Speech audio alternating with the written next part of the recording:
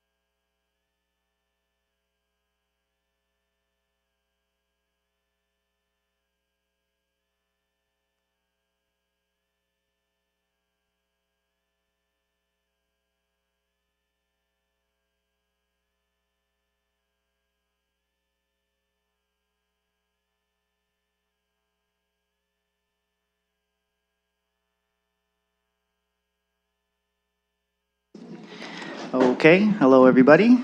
Welcome to the 11th meeting of the Community and Protective Services Committee. I'd like to welcome everyone in council chambers, staff, and everyone online. Please check the city website for additional meeting and detail information. Meetings can be viewed via live streaming on YouTube and the city website. And I will begin with the land acknowledgement. The City of London is situated on the traditional lands of the Anishinaabe, Haudenosaunee, Lenape-Wauk, and Attawandaron. We honor and respect the history, languages, and culture of the diverse Indigenous people who call this territory home.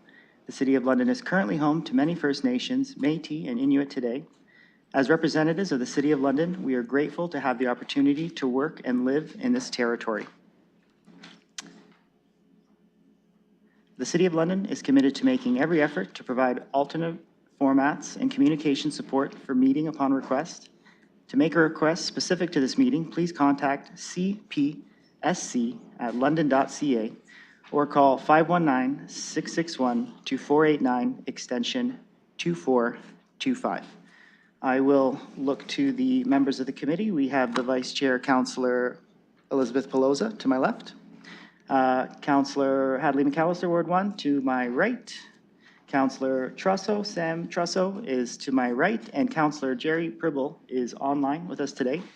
I'd like to also recognize visiting members. We have the Mayor, Mayor Morgan, Councillor Peter Cuddy, Councillor Rahman, and I believe Councillor Stevenson is online as well. So I will first look for any disclosures of interest. I see none. So I'd like to just make a little bit of comments. We have a big agenda today, big meeting, and we have a few delegation requests for the majority of the consent items. So before beginning, I'd just like to point out to members of the committee that items 2.3 and 2.4 are scheduled for a public participation meeting in the future. 2.4, the special events policy update, scheduled for November 11th at this point in time. And 2.3, regulating maximum temperature in rental units. We will see a future draft bylaw, which means we will see a public participation meeting coming at that point as well. So I'd like to, and we also actually have a scheduled PPM today for the vehicle for hire bylaw. So I would ask committee members to make these considerations for delegations. And also I would like to move a change of order for item 2.2, which I have pulled. And that change of order would look for us to go into confidential setting before we do the public debate. So Councillor Pelosi.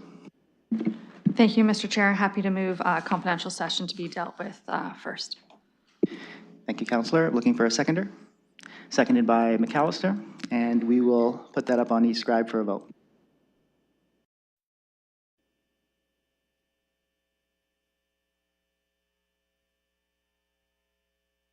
Chaucer votes yes.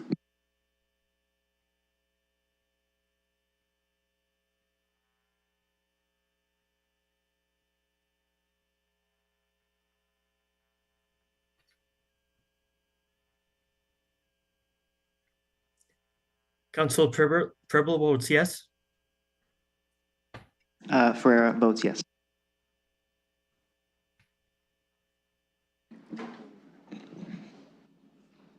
Closing the vote, the motion carries 6-0. Thank you, colleagues.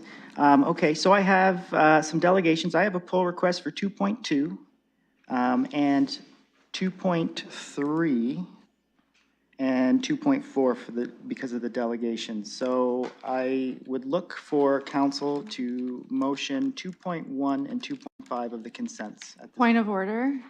go ahead. Mr. Chair, we did just motion and it passed to do confidential session first, so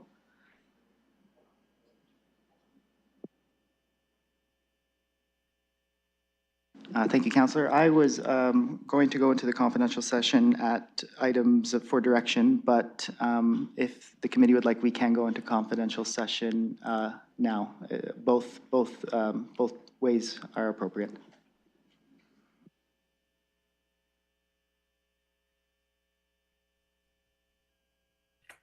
Okay, just a second.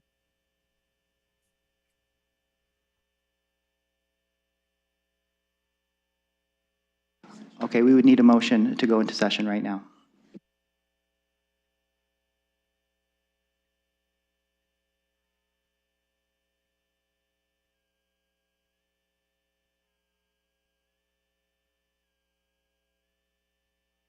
Looking for a mover for that motion.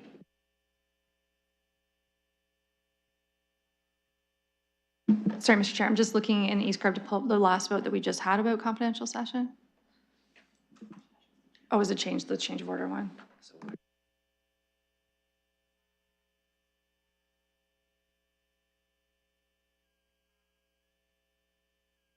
That's fine.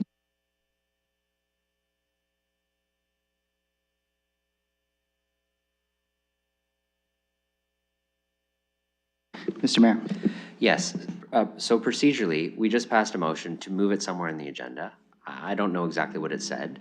So I think the chair should just check with the clerk, find out where we moved it to the agenda. If the vote was actually to move it to right now, we should go into confidential session right now. If it was to move it somewhere else, then we should go in where it is because that's what we passed. So I would just double check. As you know, for us, it's hard to pull up and eScribe a vote that isn't attached to something, so we can't actually see it.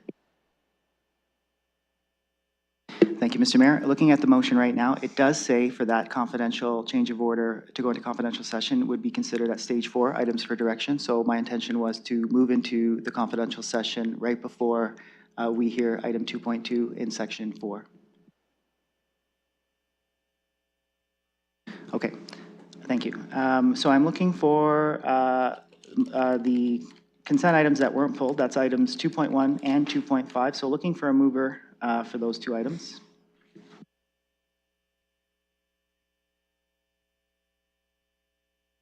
Moved by Councillor McAllister, and a seconder.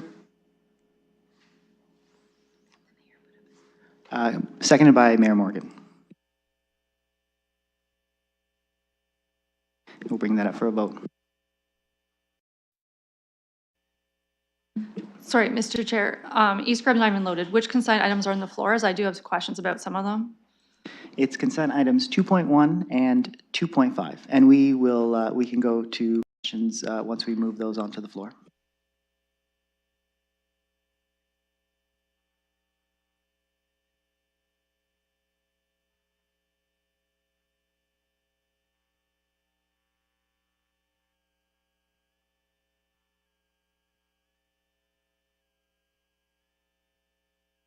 All right, so 2.1 and 2.5 are on the floor, so looking to members of committee first for any questions or statements.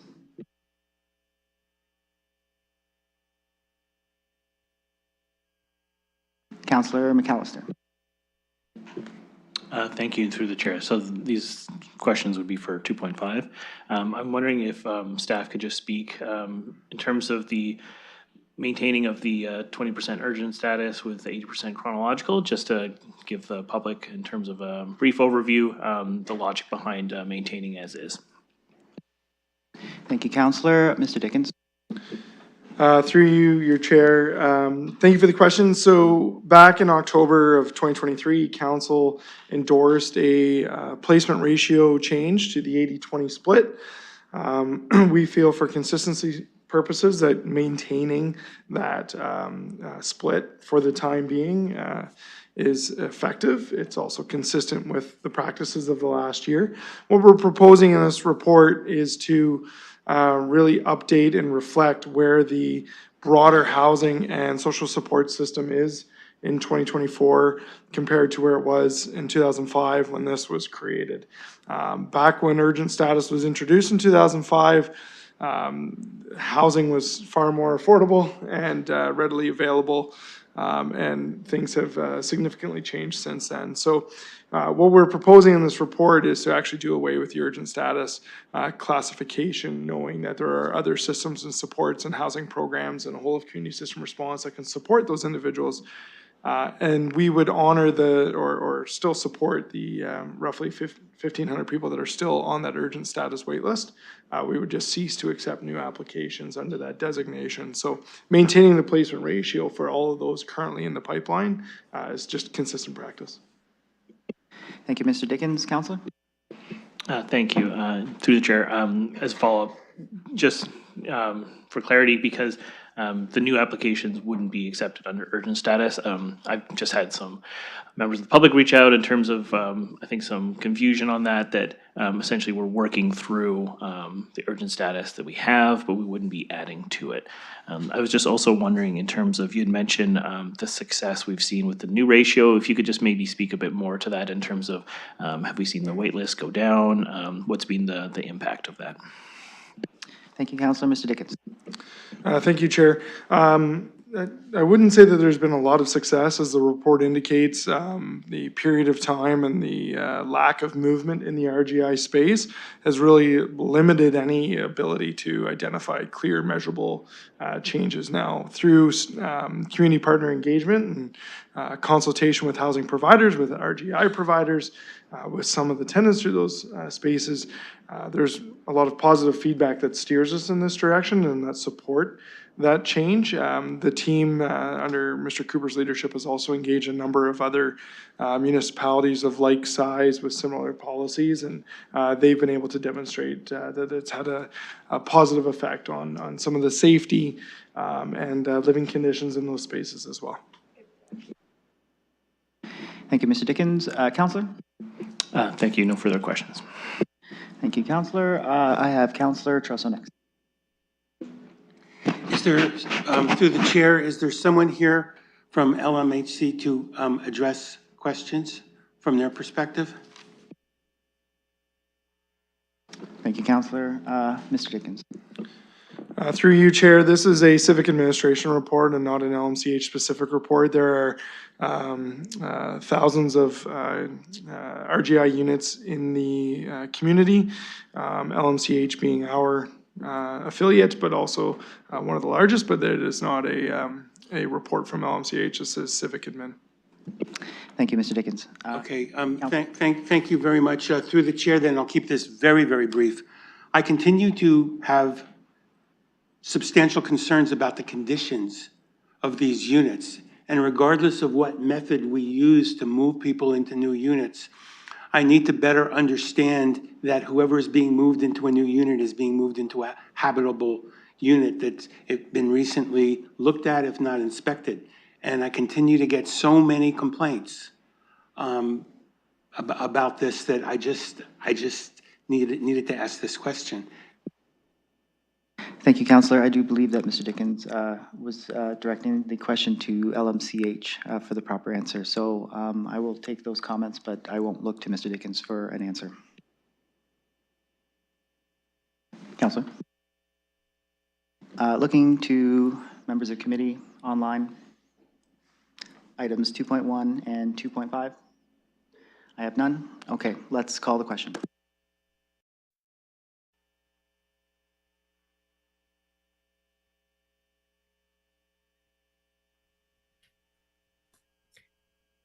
Councilor Prebble votes yes.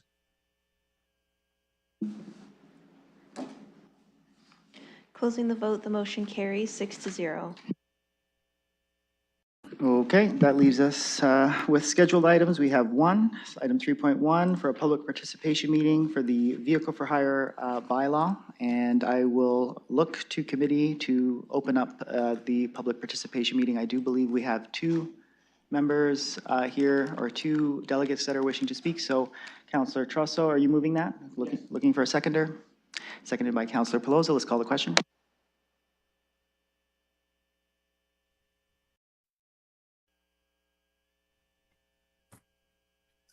Councilor Prebble, yes.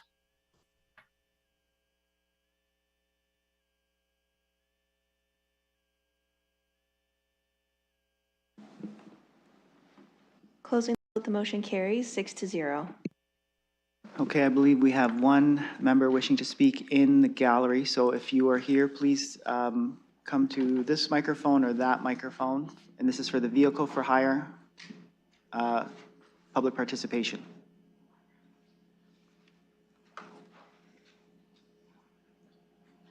I see no one. Okay, we have someone online, I believe.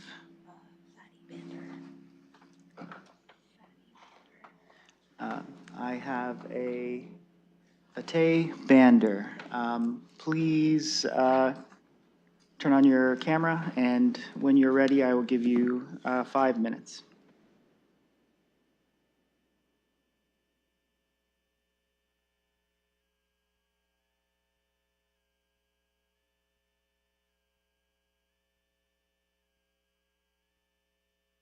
Please unmute your microphone.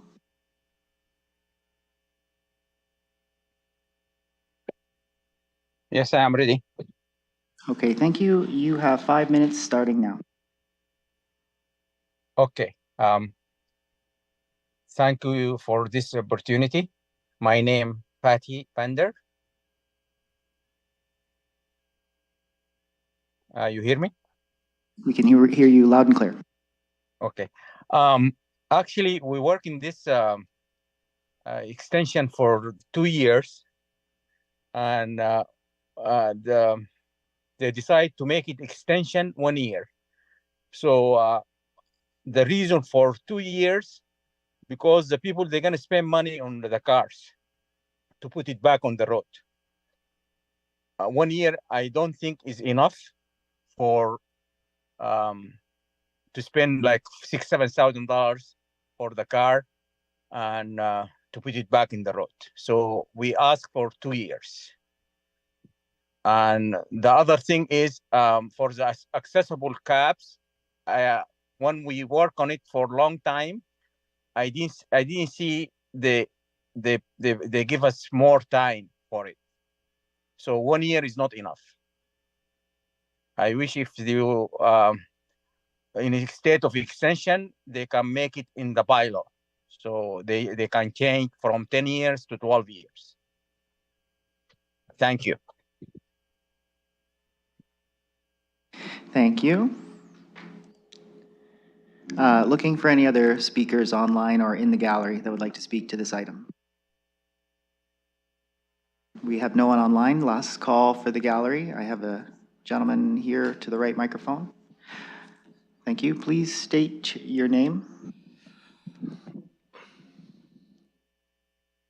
Good afternoon. My name is Hassan Salehilagi. Thank you. You have 5 minutes beginning now. Yes, co-founder of Yellow London Taxi. Before I start my comments, I want to offer my sincere thanks to Nicole and Mark for quite a bit of communication they maintained in recent few months to bring us to this point. The items on the agenda when it comes to age of vehicle and a few other items, including accessible cab and sustainability of accessible cab, were topics of discussions for, I don't know, it's been maybe for a number of years, but recently the office staff put some sincere efforts to communicate with the industry and see what can be done. When it comes to age of vehicles, I think I forgot the date, but a few weeks back we had a meeting with Nicole and Mark. That was their efforts to put it together and organize it. And we had a roundtable discussion with representatives of taxi industry and city staff. One thing, regardless what the age, what the incentives are going to be, what city is going to allow, one thing was main concern from all of us, particularly from myself, representing Yellow London Taxi. Whatever we do, we definitely cannot jeopardize public safety and consumer safety. So in that sense, I noticed the wordings of frequent inspections or adding one more inspection with safety certificate provided, and that will be directly a responsibility on the shoulders of city staff at licensing office to be done. If the age is, I don't know, 2 years added or 1 year added or 3 years added, the whole point is making sure later on, it just takes one single accident based on safety concerns, city can legally get in trouble and any taxi company get in trouble. Plus, I believe we owe it to general public, whatever service we provide, we cannot jeopardize safety of general public. So in terms of wordings of the of what I saw on the recommendations, I'm not very sure if it's strong enough and kind of straightforward for everybody to understand. Say if we add currently the age of vehicle to be on the road as a cab is 10 years. If the city agrees to 2 more or 3 more years, every year, instead of one safety certificate at the end of the year provided to renew business licenses, it should be 2 of them. Basically, we are talking about a safety mechanism in place and city is in charge of it. That's all for in 5 minutes I could say. There's a lot more to be said. To be frank, taxi industry overall is not in a good status in terms of many elements working against it. I think the final point I want to make, expediting functionality of that task force, I personally recommended a couple of years ago. So we can set these expectations and dialogue and communication on a timely manner through the year. So we can provide some meaningful recommendations because amendment to the bylaw is not very easy. If we have these dialogues ongoing, I think it will be a lot more helpful to members of City Council before they vote on something, they have something meaningful. I know many of you have no experience about bylaw, taxi bylaw, and the taxi industry, how it works. So this dialogue through task force, information provided to you, I think is going to be a lot more helpful to all of you. Thank you so much. Thank you. Okay, so I will now look. Oh, we have another speaker to the left. Just a second. Okay, please state your name. Roger Caranci. Hello, Mr. Caranci. You have 5 minutes beginning now. Mr. Chair, thank you for the time. I just want to echo the sentiments of Hassan regarding staff and how well they've worked to do what they've brought you in the report here. And in the past few years, it's been a challenging year for the industry, and I know that staff have listened quite intently on how to make things hopefully better. as you're, I'm sure, aware, many of you on council, is that the cost of doing business in any industry has gone up quite significantly since the pandemic. And I'm here on behalf, I have to state, I'm here on behalf of Unicab in London, and I know that some of the other companies are also in agreement on what I will present or ask you for today. But as I've said, the industry has faced some challenges, most with pricing, with the cost of equipment. Obviously, the cost of vehicles has gone up immensely, I believe up to 40% for a used vehicle, which is where the industry gets most of their vehicles, from the used car market. And that is something where it is definitely a challenge. So in relation to the extra year that the city is, or that staff are recommending here, we would like that be extended to 2 years. And the second year, you can put on there that there could be 2 inspections for the vehicle to look at, but it would be extremely helpful and help the challenges that the industry has right now in helping pay for the vehicles, pay them off. And again, they need a longer amortization period in order for the owner operators to make money on them. So that would be the request from the drivers and from the company. And the other issue has to be with the 120-day on the road regulation. What we're asking for there is that is an outdated requirement. We believe that it's not required anymore. And what we'd like to propose, I'll just put it straight ahead and forward, is a 2-year that somebody can hold their license for up to 2 years. Again, the industry is facing challenges, partly because of what happened a few years back, where another player came into the marketplace, did not follow rules and regulations when they opened, and hurt the industry very, very badly.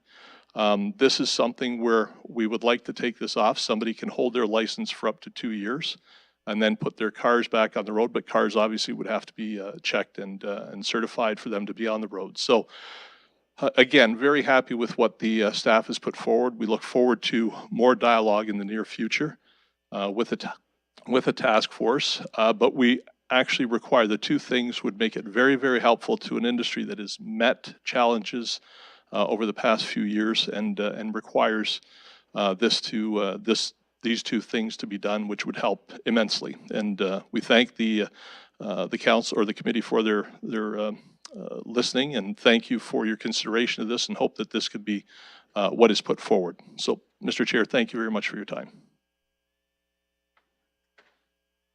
Thank you. Looking to committee gallery for any other speakers.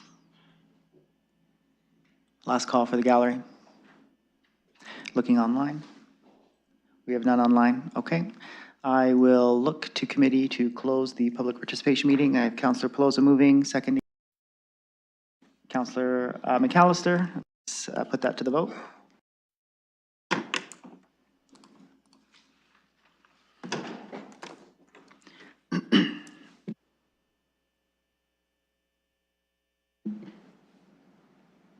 Closing the vote, the motion carries 6-0. Okay, looking to committee for discussion. Visiting members. Mayor Morgan.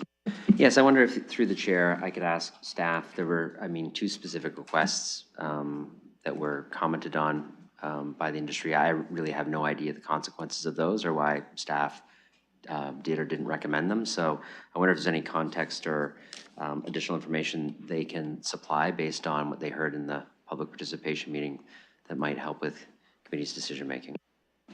Thank you, Mr. Mayor. I will look to Mr. Katolik. Yes, through the chair, we're going to split this into 2 sessions or responses because of what we just heard at the PPM. With respect to the 1-year extension, Civic Administration will be open to extending regular vehicles for another 2 years with the condition that there will be 2 additional safeties during those 2 years period per year and 2 additional inspections each year for 2 years. We want to keep the electric hybrid at a higher level because we want to promote those types of vehicles in consideration of City Council's Climate Emergency Action Plan. Currently, we have about 1/4 of the fleet in the city that are electric or EV vehicles operating on roads. With respect to 120-day successive, our recommendation was to remove the term successive. However, given what we just heard at the meeting today, we'd be open to having this referred back so we can have further consultation with the industry. The first recommendation, the reason I'm splitting these into two is the renewal period is coming up in October. We do this every fall, and it's important to the industry to know what the year and make of the model is when they're purchasing vehicles. The 120 successive days, that could come later at a recommendation. Thank you, Mr. Matolik. Mr. Mayor Morgan. Yeah, so given the response from staff on that, I'm comfortable when the committee's ready to move, and I will need some assistance from the clerk because I only just heard the delegations and heard Mr. Katolik's answer, but move exactly what Mr. Katolik said, the change and the conditions to the 1-year extension piece with the parameters as he's outlined, and the referral back of the 120-day things for staff analysis. I'd be willing to move that at the appropriate time, Mr. Chair, but I would obviously need some help on language on that from Mr. Katolik and our staff because I'm hearing it for the first time. But given I don't hear any objection from staff in doing those things, and my question about any consequences of that, there were none.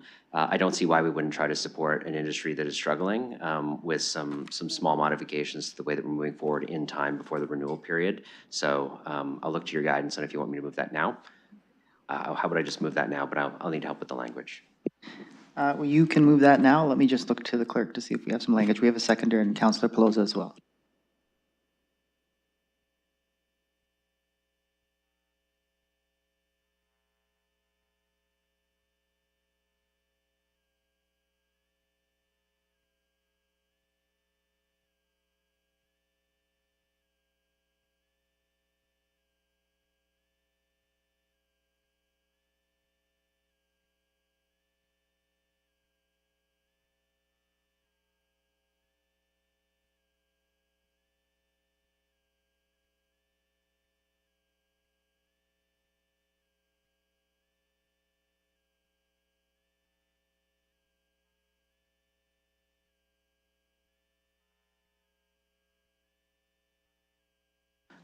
Mr. Mayor, just for the clerk's reference, could you just state the motion or just some language to help us out? You're looking for a 2-year extension and a referral back, correct?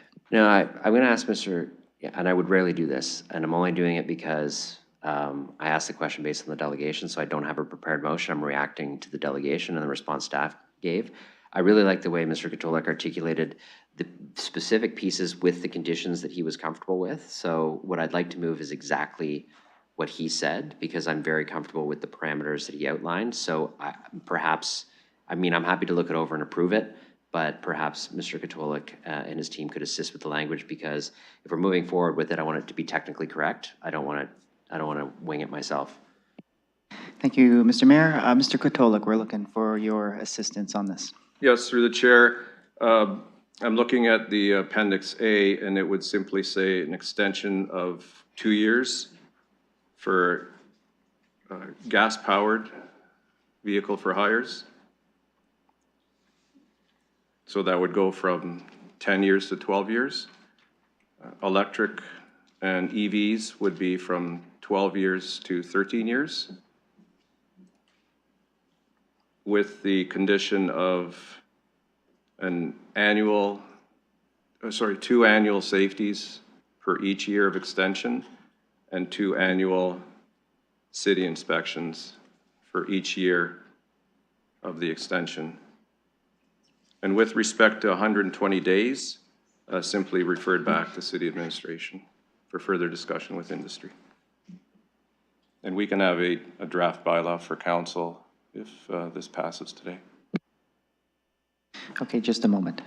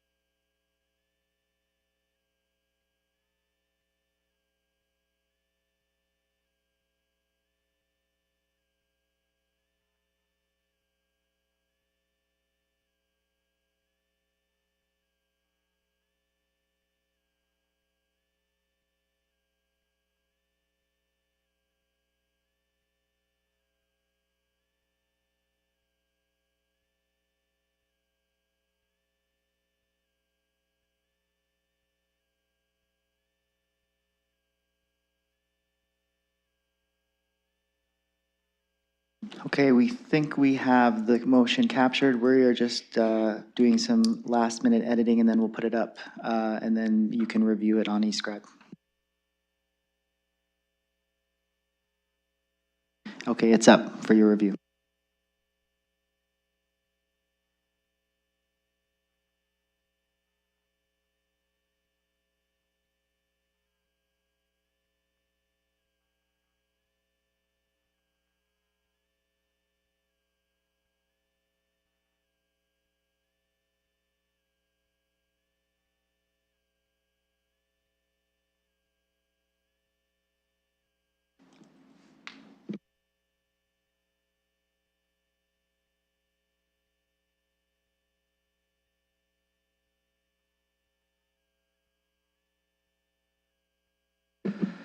So to me, that looks close. I wouldn't mind asking Mr. Katolik if that aligns. I remember there was a small difference between EV vehicles and regular vehicles, so I want to make sure that this direction is captured. I know we have a chance to get this right at council, but it needs to be right enough that the bylaw is actually written in the way that it was intended. Thank you, Mr. Mayor. I saw Mr. Katolik shaking his head, so I think he's got some corrections here. Mr. Katolik. Thank you. I was kind of shaking my head in a positive way. Just for clarity, I think we should differentiate between gas-powered and hybrid EV vehicles. So it would be 2-year extension for gas-powered vehicles and a 1-year extension for hybrid and EV.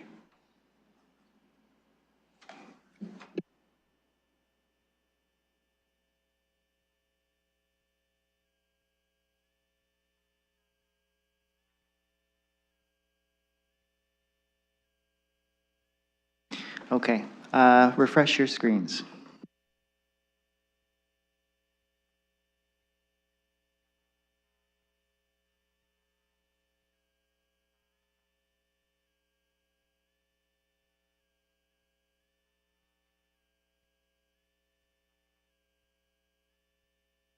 Okay, I'm good with that. Okay, looking to committee.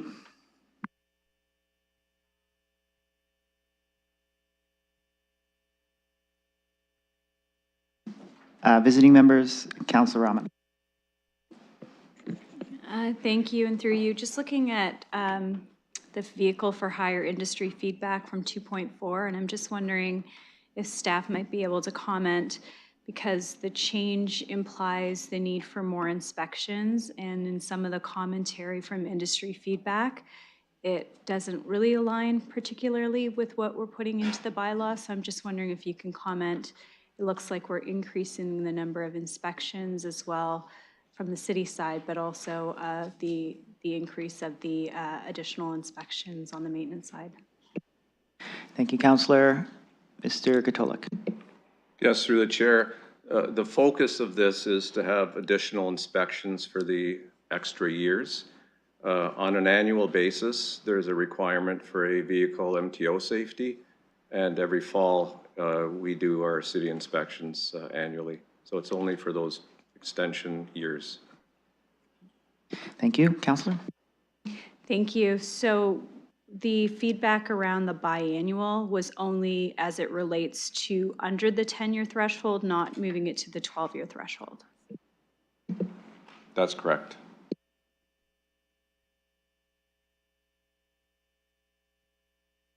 Okay, I'm hoping I could get more feedback, perhaps from the industry, on whether or not there's any other considerations maybe that aren't in play that I'm not aware of. But I do feel like I'm missing a component of how we're catching the feedback received in the changes that we're making.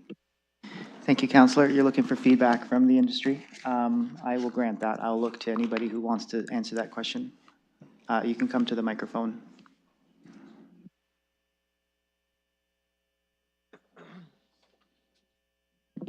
Councilor Rahman, can you just repeat your questions regarding the inspections?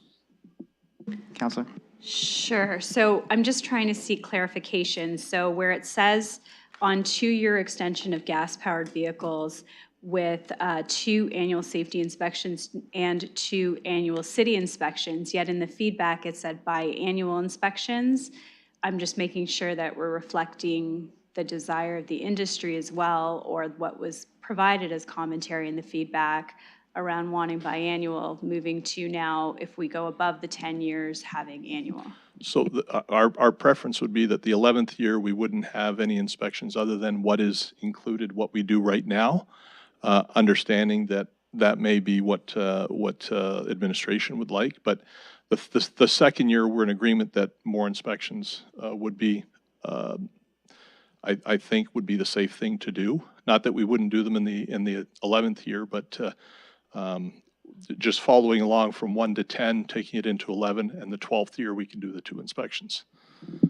But I don't want that to be a sticking point. Thank you. Councillor? Thank you. I was just trying to provide clarification for committee. It's in their hands, and I'll wait to deal with it at council. If not, thanks.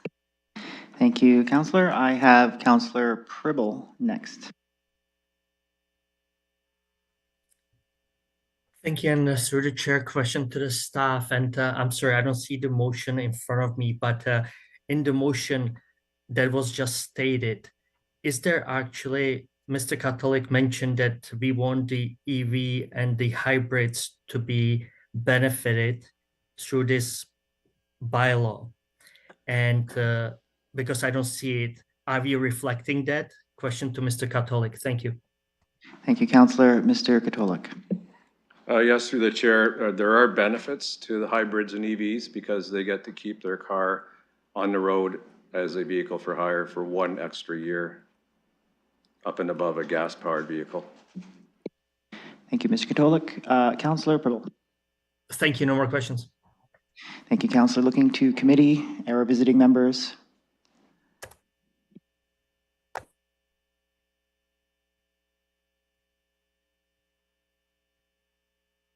All right. Last call. None. Okay, let's call the question.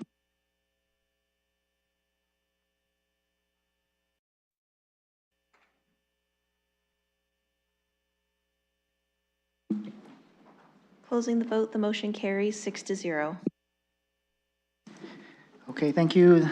We are now on items for direction. I do believe that the request for delegation, the requester was not able to make it for this item, but I do believe that a councillor has a motion for that, so I will look for Councillor Trussell. Thank you very much. I'd like to move that with respect to item 4.1, this matter be put over to the next meeting of this committee.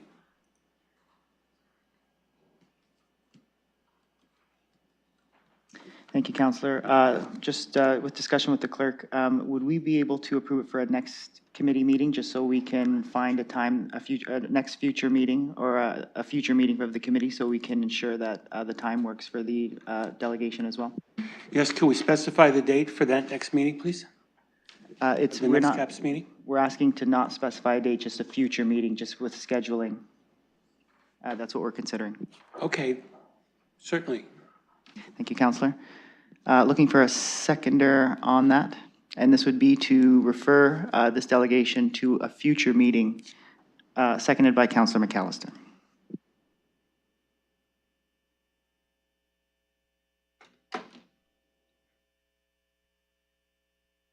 Okay, call on the question.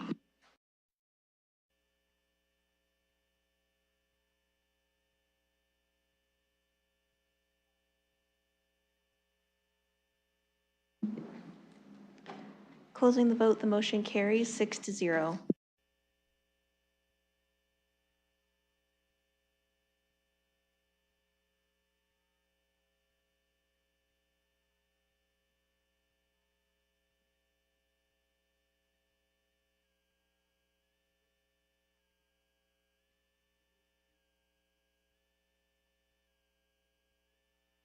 Okay, so now with our change of order, I would like to put a motion out, or look for a motion for the closed session, and this would be a matter pertaining to advice that is subject to solicitor-client privilege, including communications necessary for that purpose regarding the draft rental unit repair license amendments to the business licensing bylaw. Looking for a motion to go into closed session, moved by Councillor McAllister, seconded by Councillor Pelosa. Let's call the question.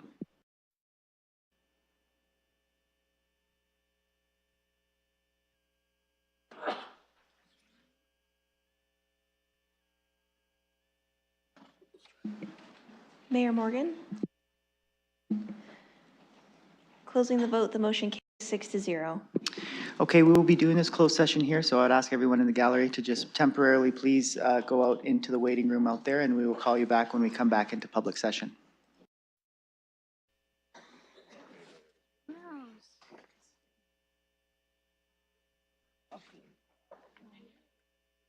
Recording in progress.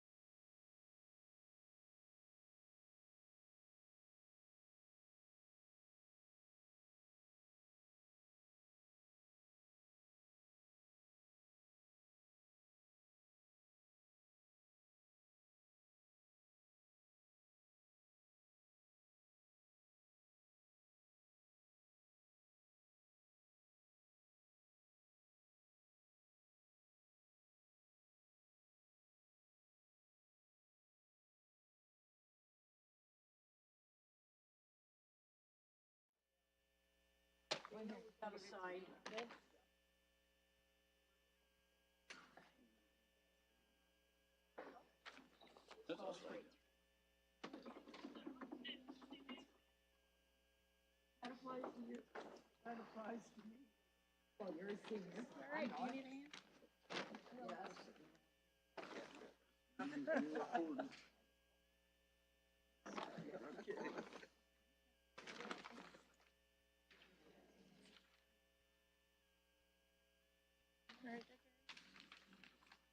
think I'll make it. No, I'm okay. Thank you.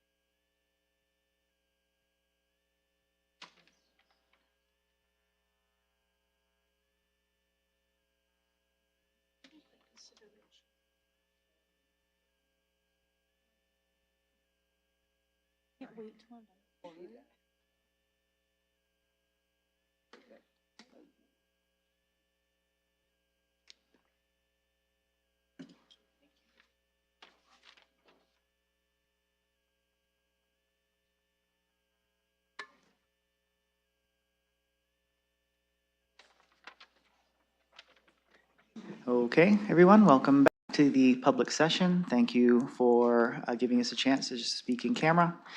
We do have, or sorry, next on the list is item 2.2 that was pulled from consent. And that is rent evictions amendments to the business licensing bylaw to introduce a rental unit repair license. I do see that there are some delegation requests, so I will look to committee. Councillor Trussell. Thank you, Chair. I would like to move that the delegation requests 2.2, A through G, be granted, and they be limited to the normal 5 minutes. Thank you, Councillor. Looking for a seconder. Seconded by Councillor McAllister.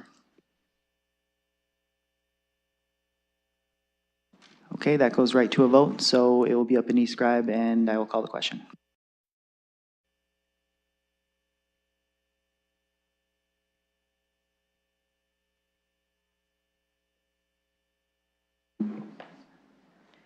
Closing the vote, the motion carries 5-1.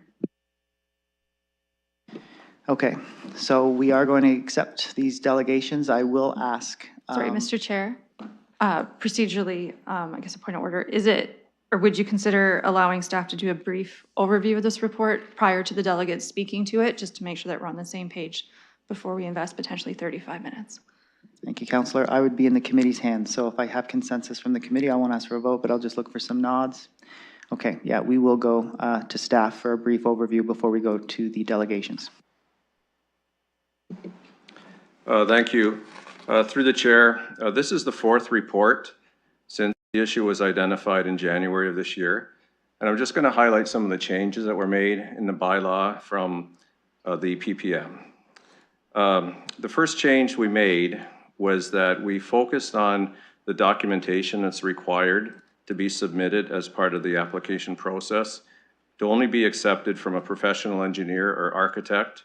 So what we did, we removed the building code position because the level of professional oversight is not as high as it is with a professional engineer or an architect submission. Secondly, we shortened the time frame of a license to 6 months, and that is to better align with the Building Code Act, because the building code does require construction to begin in a substantial format within 6 months of issuance of the building permit. Thirdly, with respect to the AMPs, these are some of the highest administrative monetary penalties proposed in all the bylaws that we enforce. And because this is an amendment to the business licensing bylaw, the existing enforcement regulations within the business licensing bylaw still apply. So in addition to issuance of AMPs, Where there are repeated violations, we could do the standard enforcement protocol of charging and having the courts make a decision on the fine amounts. The fourth issue I'd like to focus on is specifically the rent top-up and the relocation, similar to Hamilton. We are not recommending Hamilton's model. As I mentioned, our model is an amendment to the existing business licensing bylaw. And as part of the bylaw, we can put conditions on licenses to hold the bylaw.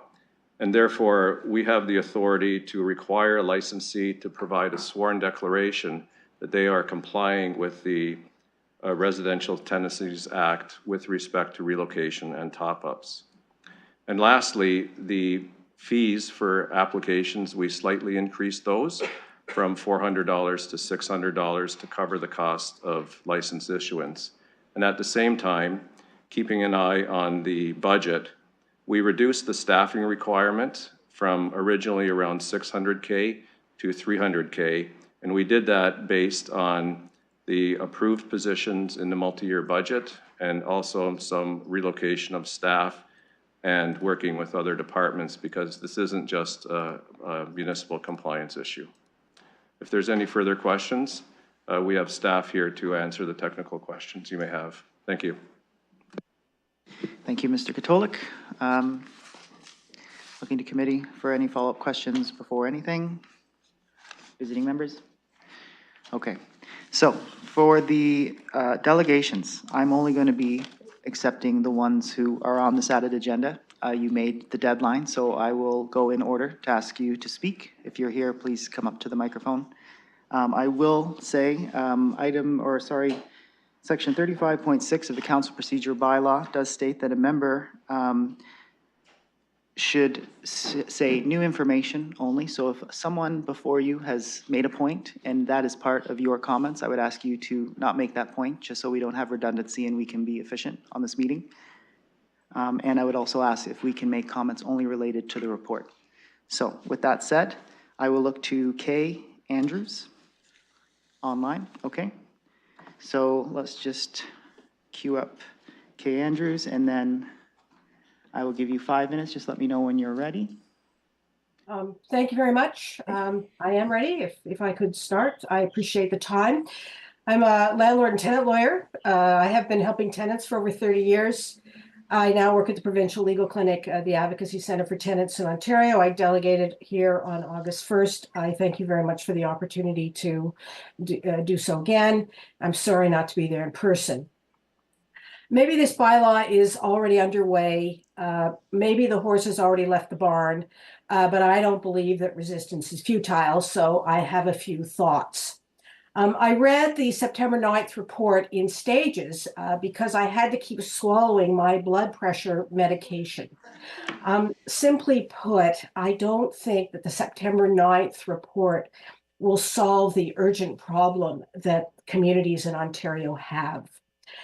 What the issue is identified in the report is to keep individuals and families housed and improve their existing living situations. Well, we all have a template, and that template is New Westminster, British Columbia. As soon as landlords were required to rehouse their tenants during a renovation process, the illegal, dishonest, fraudulent practice of just getting the vacancy and putting a new tenant in stopped. This is the magic bullet. Needing a building permit is good and is an improvement, and I applaud you for that. But requiring rehousing is better. It disincentivizes the dishonest landlord, and it is not a problem for the new landlord, or for the honest landlord. And I have 2 points to make with respect to this issue and the report that you issued. The report suggests that you can't rehouse because of the low vacancy rate, and there's going to be insurmountable difficulties to do this. Well, is the report saying that any major renovation is going to propel a family or an individual into homelessness? Is that what it's saying? And if this is what it's saying, please stop renovations, because I would rather live in an apartment in disrepair than a tent in a park. Now, I think what is being set out is overstated. Rehousing is difficult, no question, no question. And we're all living with this crisis. But in my experience, many solutions have been put forward. Sometimes tenants move in with the landlord while the basement apartment flood is being fixed. Often landlords have other units, and they develop a renovation schedule that can be organized. Sometimes landlords ask their landlord friends to give them vacancies. Tenants find other accommodation, and a top-up should be available if that accommodation is more expensive. We have the dreaded Airbnb solution. We have landlords and tenants who could work it out. Gee, I'm going to Calgary for 3 months to work. Why don't you do the renovation then? It should be tried. These alternatives keep the connection between landlords and tenants. They ensure a legitimate and speedy renovation. And the reasons that we don't have enough housing is really the whole point, and it needs to be pursued as part of the solution. My second point is this emphasis on tenant education. Alas, this is blaming the victim. Here is the game. An eviction happens by order of the landlord and tenant board, or a tenant vacates, believing that a proposed renovation is happening. All the paperwork is done, all the paperwork is in, the plans, the building permit, and what the landlord does is then puts in his brother, his kid, himself, another tenant. And all this has happened in my practice. And most of my legal colleagues and the landlord and tenant board will tell you that once this happens, it is impossible to get the original tenant back. Knowing your rights is irrelevant to what landlords do illegally and the terrible consequences that flow from that. And as I 30 read the seconds. report, if the landlord does this, it's a $2,500 fine. Well, where can I write the check? Now, in conclusion, we have landlords making submissions to you admitting the improper purpose that they want to put the N13 to. What other evidence do you need? There is a terrible problem. There's a loophole you can drive a truck through. You need to pursue more robust solutions. People are suffering. Affordable housing is disappearing as we speak. Thank you very much. Thank you. That was exactly 5 minutes. I will look to the next speaker on the list. That is C. Wittenbell. Claire? Yes. And you have, state your name. Well, it's not a public participation meeting. We have you, sorry. 5 minutes starting now. Yes. Hello, committee members and staff. My name is Claire Winnable. I'm a representative of a leader in Acorns London at Large chapter. I'll be speaking as a representative. We appreciate the efforts of the Community Protective Services Committee to tackle this issue. I deeply disagree and am quite frustrated with the staff report that's been provided. I especially don't agree with the dismissal of the relocation and accommodation assistance that is required in Hamilton's bylaw and should be required in our bylaw. The passing of the buck onto the RTA costs that are passed on. The RTA does not provide any sort of rental accommodation or rental top-up. What it does require is 3 months rent at the tenant's current rent to be paid out by the very end of when the tenant needs to get kicked out. This disproportionately impacts tenants that have affordable rents. If a tenant is paying $700 a month, they'll only get $2,100 as a payment for their displacement. That won't pay for first and last month's rent. It might not even pay for 1 month's rent. It definitely won't pay for moving costs. It won't help people stay off the streets. Passing the buck onto the RTA like that, it's not going to solve the problem. And the main issue that I want to focus on is that the cost of whatever sort, the cost of any sort of liaison between a landlord and a tenant, which should be fairly minimal because you can have, all right, is there a unit available that the landlord can move the tenant into? No? All right, do the rental top up. There can be just a formula to do it. It should be fairly minimal on paperwork side of things. But even if it is more consequential than that, I want to focus on the fact that the preventative costs for keeping tenants in affordable units is vastly, vastly less than trying to keep people off the streets. Every affordable unit that we lose is more burden being placed on our health services, our housing services, our supports that are already straining under the weight of our current homelessness crisis and failing to protect people who are still housed, who still have affordable housing, and requiring landlords to operate in good faith and operate with a good relationship with their tenant is absolutely vital. A toothless bylaw is not going to solve the problem. It's not going to help the city budget when it comes to homelessness. It's worse than nothing. Thank you very much for your time. Thank you. All right, I have Jordan Smith next. Jordan, you have, sorry, just bear with me. You have 5 minutes starting now. Hi.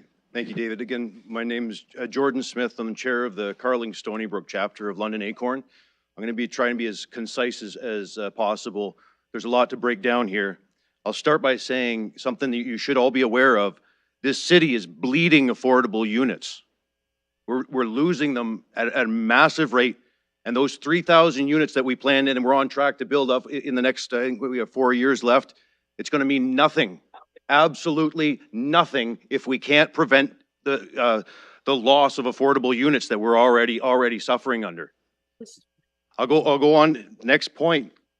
I want you guys to really understand and put this in perspective.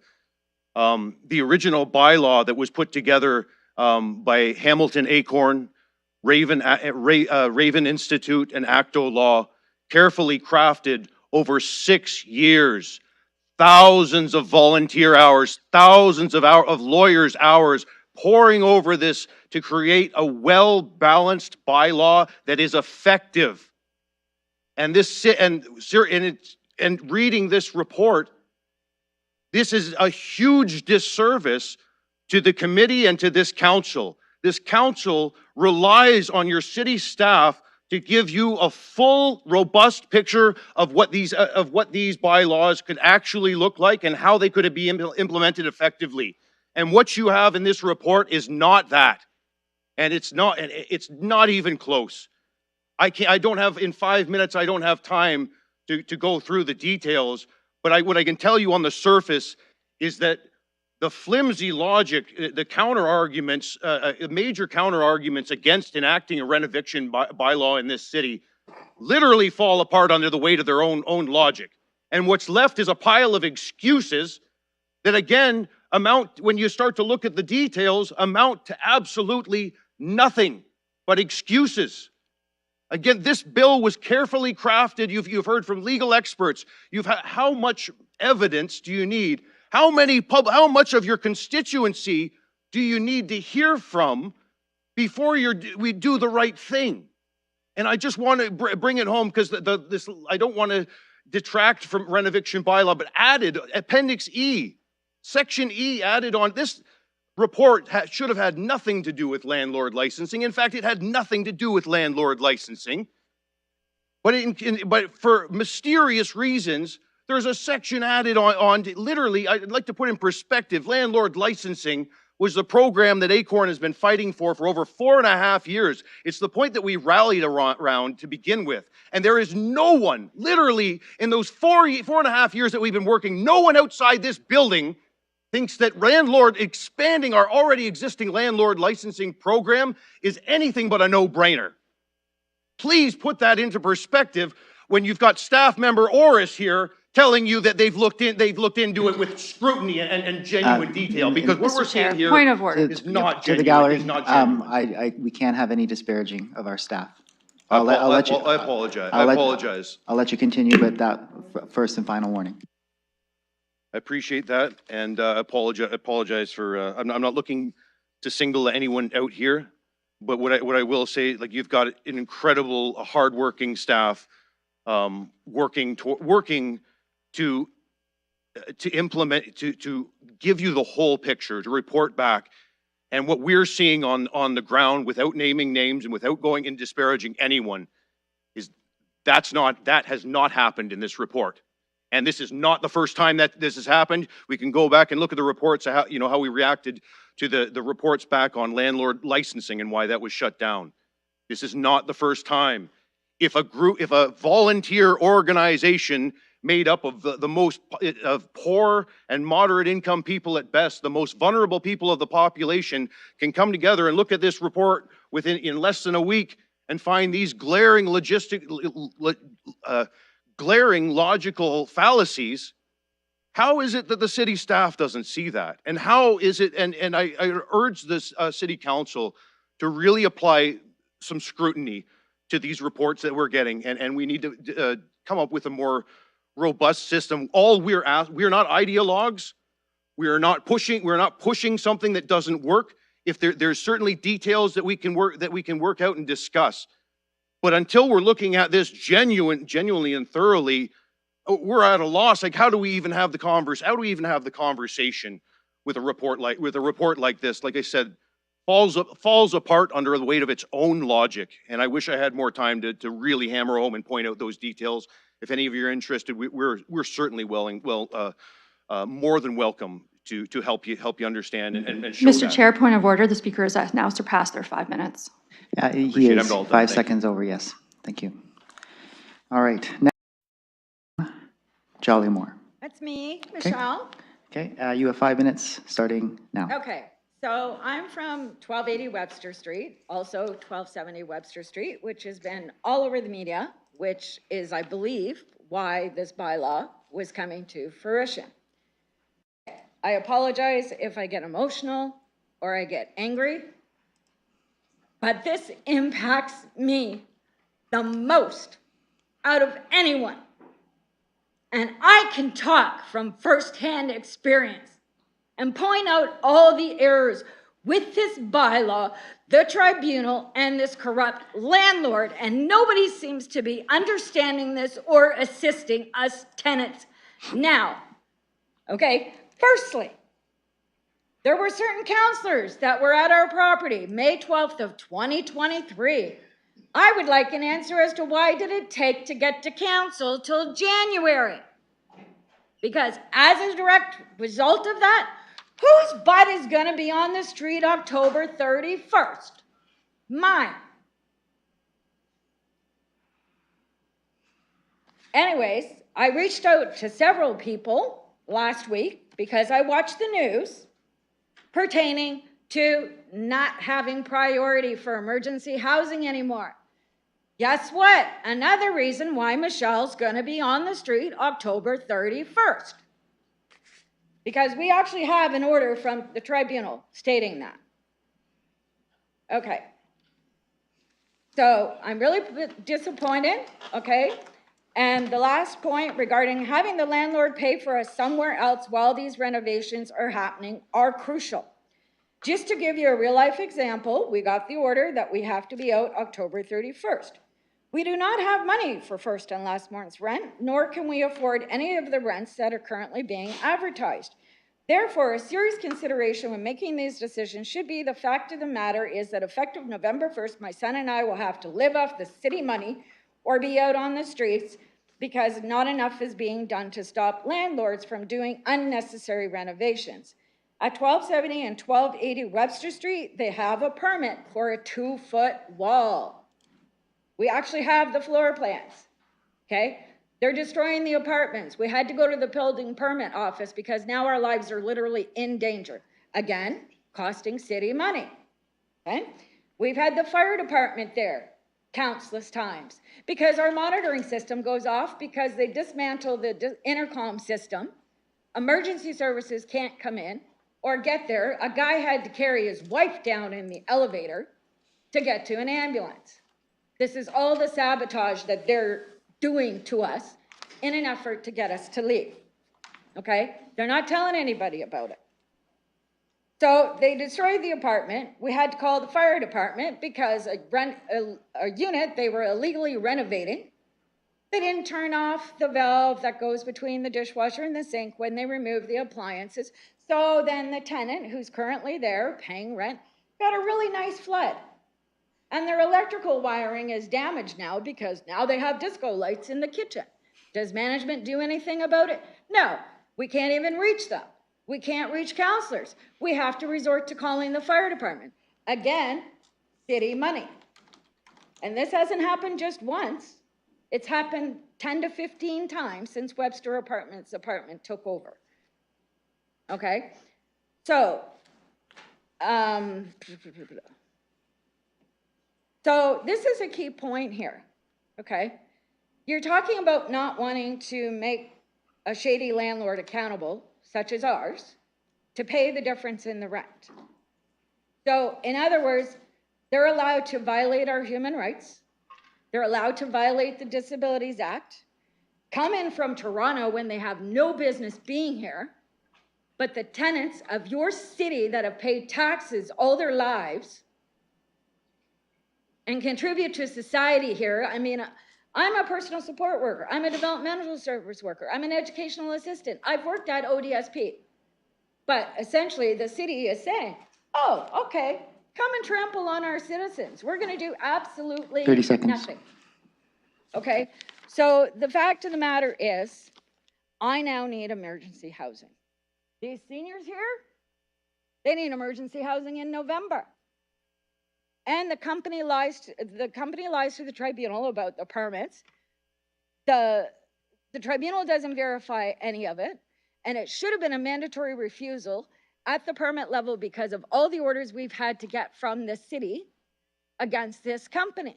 So even if the city could show us a little bit of support, yeah, okay, just one last thought. Show us a little bit of support by giving us an authorized note to take to the tribunal to say that this landlord has been in violation up the yin-yang. That would save our homes, and we wouldn't have to infringe on the city. Thank you. I have a T. Jolly Moore. To the Thanks right. for letting me speak. Yep, please state your full name. Tyler Jollymore. And you have 5 minutes beginning now. So I'm one of the many tenants at 1280 Webster Street who has been dealing with these renovations or renovictions. And it seems ridiculous to me that more can't be done to help the most vulnerable. By removing this alternative accommodation section in the bylaw and the top-up, it's putting tenants in an even more dire situation because, like me, they may have to resort to applying for London housing.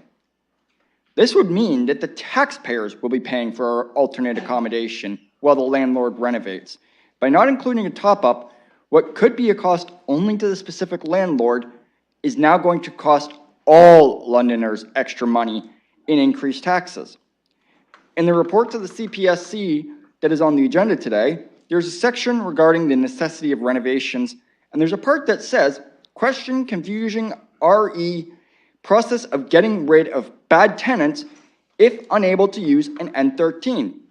This should not even be a discussion, as the N13 by definition is a no-fault eviction. You cannot use an N13 to get rid of bad tenants.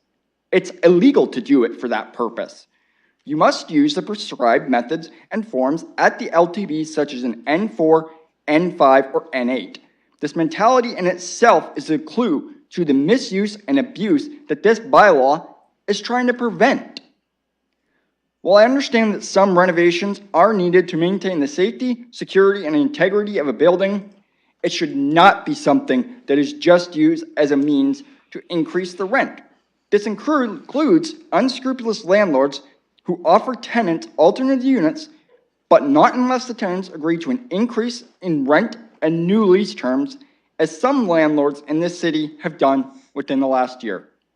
Thanks for your time. Thank you. Now I have a D. Millette. Hello, Hello, please state your full name. my name is Dominique Miette. Okay, and you have 5 minutes beginning now. So I'm here today in support of London Acorn's campaign for an effective bylaw. And I'm currently dealing with an N13, but I want to address the vastly under the maximum allowed for bad faith evictions. It says here $50,000, but I think it's up to $100,000. So building and construction are clearly a municipal responsibility because of accelerated disinvestment in social housing, okay? So, and it's noteworthy that the courts in BC have upheld the rent eviction bylaw passed in New Westminster. This hasn't been mentioned. So there's every reason to believe that this would also happen in Ontario. And I just want to say, Hamilton City Councillor Nrinder Nan met with bylaw staff from New Westminster, and she stated to Maclean's that, quote, there was absolute clarity from their data that the bylaw helped folks return to the units that were being renovated, and that the city could play a better facilitator role by making sure that the tenants whose homes were being renovated were able to go back in. And the numbers of people accessing emergency shelters had also reduced, end quote. Now that's important, okay? Because who pays for emergency shelters? You do. So homelessness is clearly linked to a decrease in affordable housing. According to an article in Maclean's from earlier this year, February 1, recent data from Toronto indicates 30% of people using shelter services are there because they were recently evicted. 30%. That number doesn't include people sleeping on the street. That's just people using shelter beds. So we know that this is a problem in London. We've had huge increases in homelessness. The hub is going to be costing over $8 million, all right? In addition, as Hamilton City Councillor Nan has pointed out, there's a direct correlation between a person's housing precarity and their movement towards self-medicating with harmful substances. What's been in the news? We've had that in London as well. So, we have all dealt with the horrific consequences of homelessness.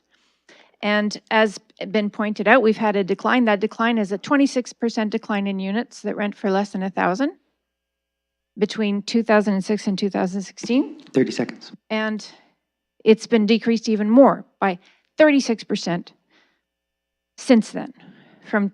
And so the cost of rent in London has been 90%. So that's why we need to protect the existing housing stock, all right? Of developing an affordable rental apartment has reported to cost $350,000 to $450,000 per unit, including hard and soft costs, fees, and taxes. It's a lot cheaper to keep people housed. Those top-ups are essential. So the bylaw needs to be stronger. Thank you. Thank you. Last but not least, Robin Slade. Please state your name.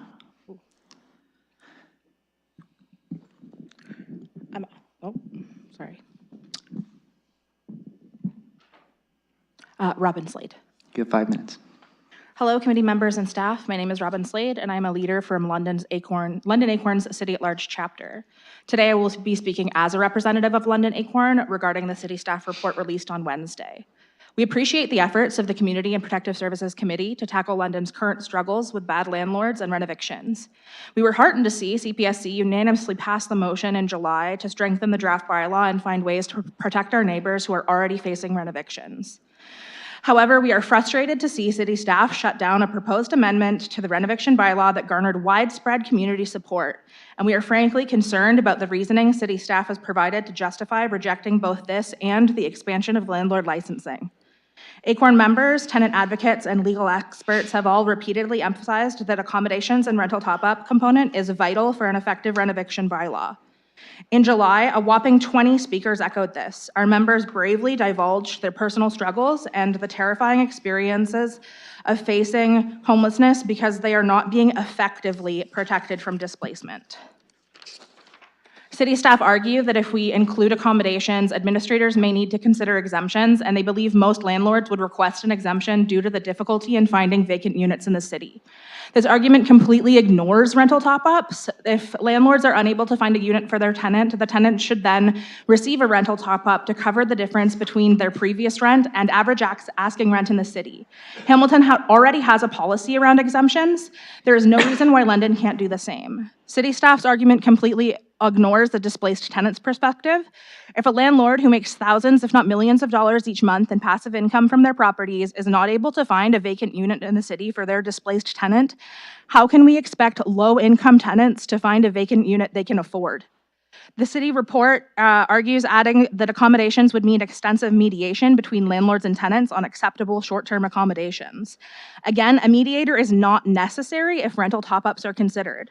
The report heavily leans on the concern of staffing costs and administrative burdens to justify rejecting the accommodation component of the bylaw. These minor inconveniences leave a bitter taste in our mouths when considering the very dire, sometimes life or death situation tenants are put in when they are uprooted from their homes and forced into homelessness. Staffing costs was also the main reason staff gave for rejecting the landlord licensing, citing that licensing all rental units in London would require over 35 new bylaw officers and a similar number of fire prevention officers, building code inspectors, and support staff.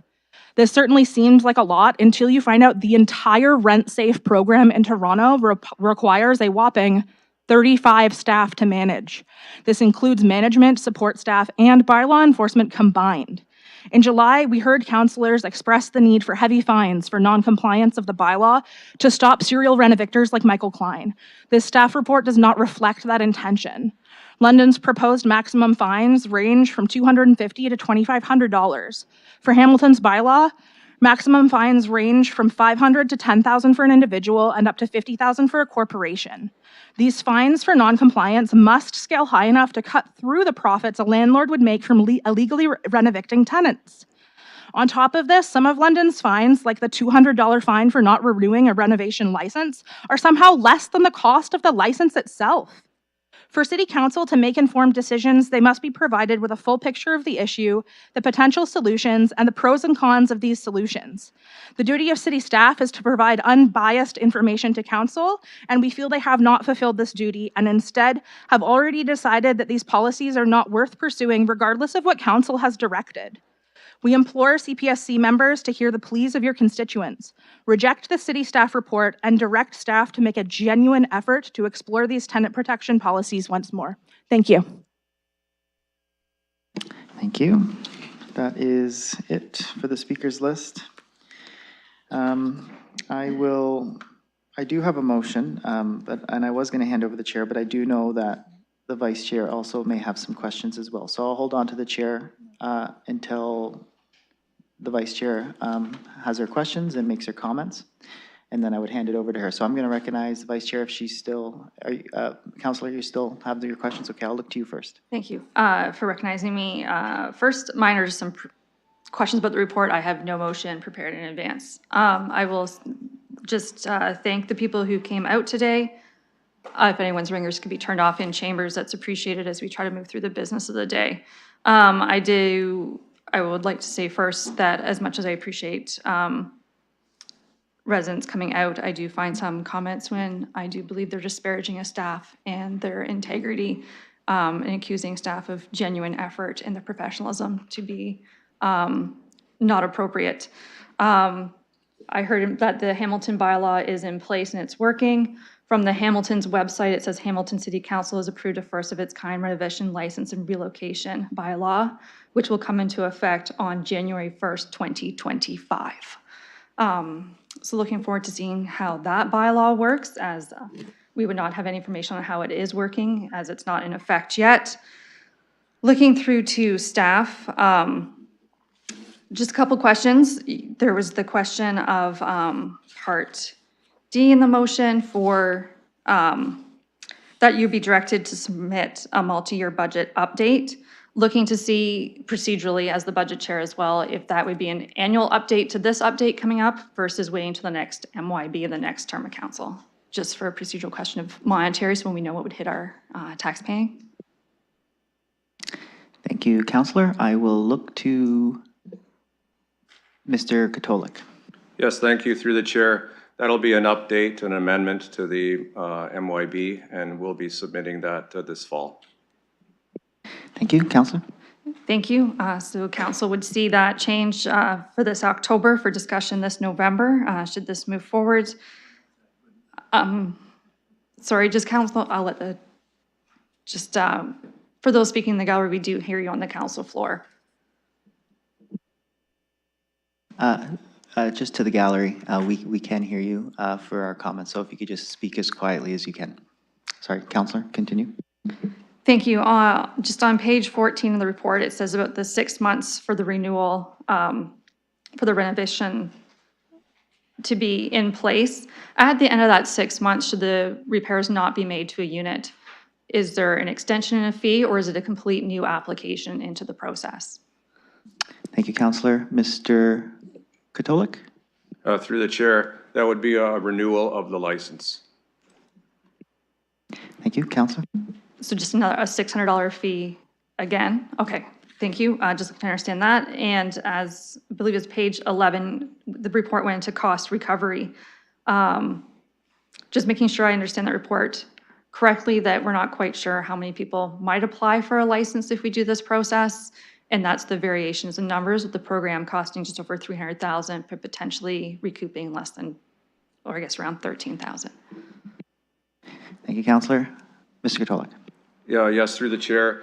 That is our estimate because it's a new bylaw and it's difficult to determine how many applications we'll get. We would report to council should there be additional staffing resources required. Thank you, Counselor. Thank you, Mr. Chair. That concludes all my questions about procedurally for the report. Thank you, Counselor. I have no one in queue for comments yet, but I would ask if I could give you the chair. Thank you. I recognize that I have the chair. I will have Councillor Ferreira first on my speakers list. I would ask that if we make any motions, that if you just indicate, one, if you know you have a seconder, and two, if the clerk has the language in eScribe, just so we can get it loaded and up on the screen for members in the gallery could also see it. Please proceed. Thank you, Counselor. So I guess I will start now. I do have a motion, but I do have some remarks I'd like to make before I do that.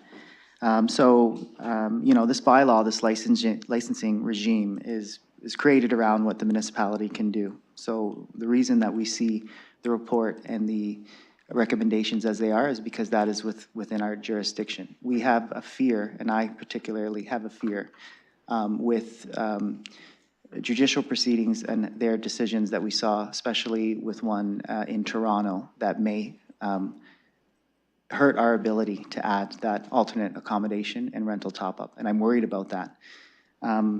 You know, that ruling, specific language that I have here is the ruling that the municipality does not have the legislative authority to require a landlord to provide temporary alternate accommodations, or to require a landlord to provide compensation to a tenant if displaced for the purposes of a renovation. It says renovation, it doesn't even say renoviction, which, you know, is weighed against us. And from what I understand, speaking with just with staff, it could put us at a couple of risks. It could put us in the risk of potentially having that struck down, quashed by the courts system itself, and we'd have to pay back to the landlord themselves any type of fees that this bylaw would impose.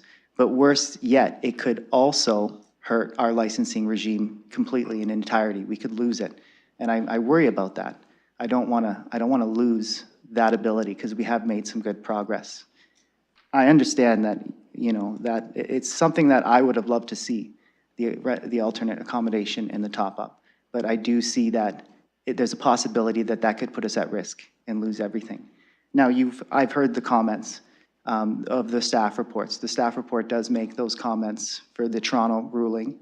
It does make the comments for the vacancy in London.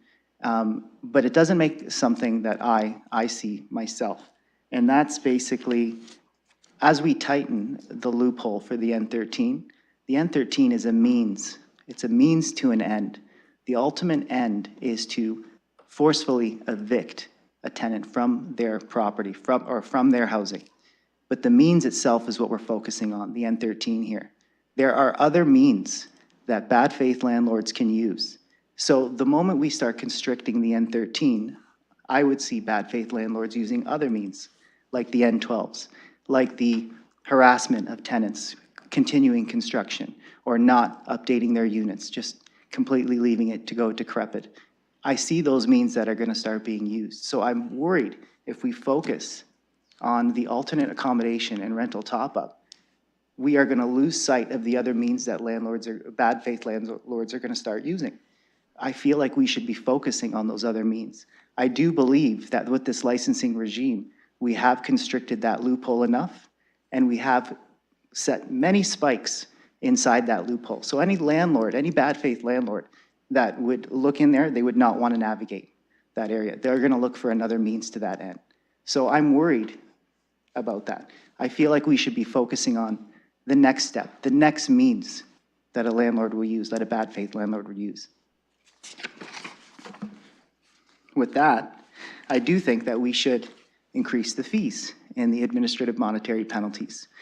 Those will make the spikes bigger inside that loophole. So I do have a motion for that, and I would like to submit that motion to committee. Okay, Counselor, do you know if the clerk has your wording already? The clerk has the wording, I believe. Okay, I will just wait until she has the wording, and then she can put Well, it. I'll continue. I still got a little bit more. You have 1 minute and 10 seconds. So I just don't want to lose sight of the fact that if we really kind of get hung up on this aspect of the licensing regime, we are going to lose sight of the next tool that's going to be used. I want to start focusing on N12s. I want to start focusing on other violations that we would see landlords commit, bad faith landlords to commit, to forcefully remove tenants. I do feel like the licensing that we have now has done its job, and I do feel that you will see those bad faith landlords start looking for other ways to do what they want to do. I'm worried if we don't get ahead of the game on that aspect and we focus here, we are going to be in the same problem. We're going to have the same issue. So 30 seconds. We do need to focus on the N12. We do need to focus on the other ways that bad faith landlords are able to kick tenants out. My personal experience is I've seen N12s used before I became a council member. Since I've been a council member, I've seen the N13s used. Counselor, you're at your limited time. Do you intend to move a motion? I will move that motion. It's up on eScribe for everybody to read. It is not. Is it in the? It's in ours. I don't know if the clerks can just get it on the screen overhead, or IT could get it. Perfect. It is up there now. Counselor, as we do have some people joining us virtually, if you would mind reading it out. And do you know if you have a seconder? I don't know if I have a seconder. Okay, so everyone listen tight. This might be yours to second if you're interested. Go ahead. So basically, it's to increase the fees. Like I said, I'm trying to give those extra spikes and those extra teeth to really constrict that within what we can do as a municipality. Item A, it's for the fail to apply for a license. If that failed to apply for a license, I thought it would be good to have a schedule that could be known by those bad faith actors to know when they start reasoning if they're considering to do a fraudulent N13, they will know what is in store for them at that moment. So basically, it's $2,000 per month. Now, I do understand that staff is able to double the amps on their own by discretion, but I wanted to give this schedule to show that this is the route you're going to go down if you fraudulently or if you do not apply for a license. It is also considering landlords who may just not know about the regime itself, the licensing itself. So I'm trying to capture both the bad faith fraudulent actors and the landlords who don't know, and I'm trying to just find a nice middle ground that works. So you'll see it's $2,000 per month, and that is for 3 months, and then it doubles to $4,000.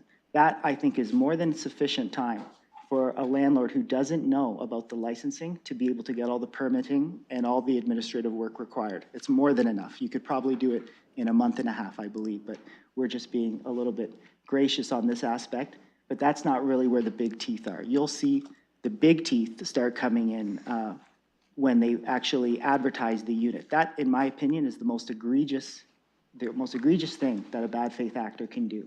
So at that moment, advertising that unit, they are going to know that this licensing exists. They might even have already pulled the license for that, and they've let it lapse for whatever reason.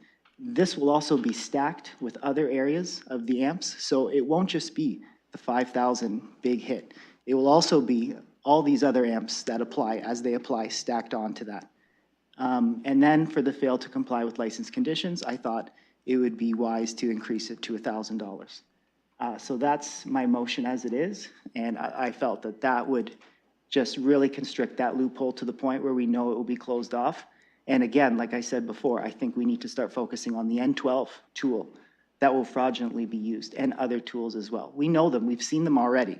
We've seen landlords, bad faith landlords act with these other tools. I've had many stories. I know many people in the gallery have seen other methods, and I feel like we need to start focusing on those methods now.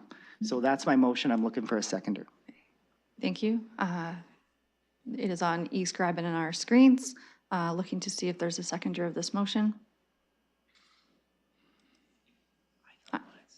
I'm seeing none online.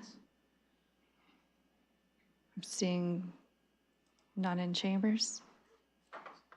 I do have a question of staff. I normally wouldn't allow it, but as it's a bylaw procedural matter, Mayor Morgan. Yes, so I appreciate the chair allowing some leeway because I'm not opposed to increasing the fines. I'm just unsure if the councillor conversed with staff about the functionality of this level of fines. Like, I think we should have a discussion about the fine levels. I think that's appropriate for us to do. I agree that they could go up. I'm not sure the level that should be. So I'm happy to second a motion, but I would reserve the right that I would need to hear from staff to get their feedback on the fines, because I certainly wouldn't want to put the fines to a level that it would have some sort of other adverse effect on bringing the bylaw into force in effect, because it would be, guaranteed to be appealed or out of alignment with the general provisions of fines or something that I'm just not seeing myself. So I don't know how the chair wants to handle that, if I can have information from staff first, or if you want me just to second it and then we can amend it, but I might vote against it depending on staff's advice. I prefer expediency and transparency. Let's just go to staff first and we'll know how far down this we want to go. Mr. Katolik, if you'd be the appropriate one. Okay. Yes, thank you. And through the chair, when AMP amounts are set, we focus on the spirit and intent of the Municipal Act. And the Municipal Act states that the amount of administrative monetary penalties shall not be punitive in nature and shall not exceed an amount reasonably required to promote compliance. These AMPs that Civic Administration are recommending are one of the highest of all the bylaws that we enforce. They are in fact much higher than Hamilton's. For example, our recommended AMP for doing a renovation without a license is $2,500. Hamilton's is $400. Now, as I mentioned previously, because this is an amendment to the business licensing bylaw, the current enforcement provisions of that bylaw would still apply. And we use a progressive enforcement protocol.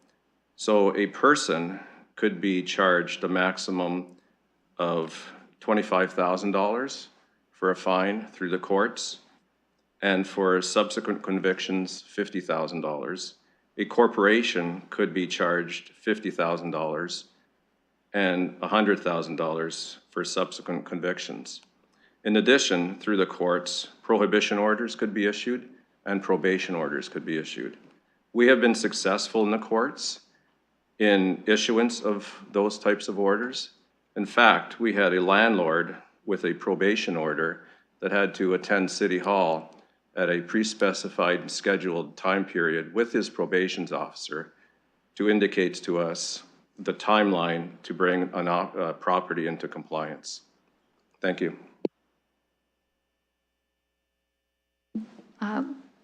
Looking to see if there was a follow-up on this from the mayor, and then I'll go to any other committee members.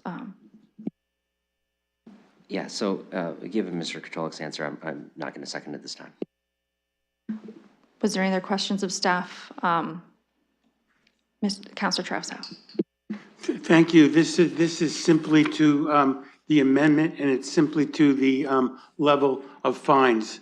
through the presiding officer, I'm a little confused now because from what I just heard, what we already have on the books can progressively become much greater than what's in the amendment. So while I support the intention of the amendment, I want to make sure that we're not working at cross purposes against ourselves. There is a distinction in my mind between the individual mom and pop landlord and the corporation. And I understand that the Hamilton bylaw has a higher penalty for those using the corporate form. And I think I just heard staff say that that's the case too. Could that be clarified? Certainly, Mr. Kotwalik. Yes, through the chair. As I mentioned, we use a progressive enforcement protocol. So administrative monetary penalties, the fine amounts are set by council. If we have repeated violations, we have the discretion to double those amps. The persons and corporations receiving those amps have the right to appeal, and they would appeal to a hearings officer appointed by council. However, if violations, egregious violations continue, we always have the option to issue what's called a Part 3, and the decision is then made by the courts, and their guidelines is $25,000 for a person and $50,000 for a corporation on first offense. Councilor Traustadt, a follow-up, or are you okay? Yes, thank you. That's very helpful. In my mind, $5,000, $1,000, $2,000 doesn't really cover what I think needs to be done. And I understand that we can't go to the level of being punitive, but before we reach the level of being punitive, we have to have a penalty schedule that goes beyond what's the cost of doing business? And if worse gets to worse, you get caught. Well, if you're able to vacate a tenant who has been in there a long time, who's paying $800 a month, $1,000 a month. Pardon me?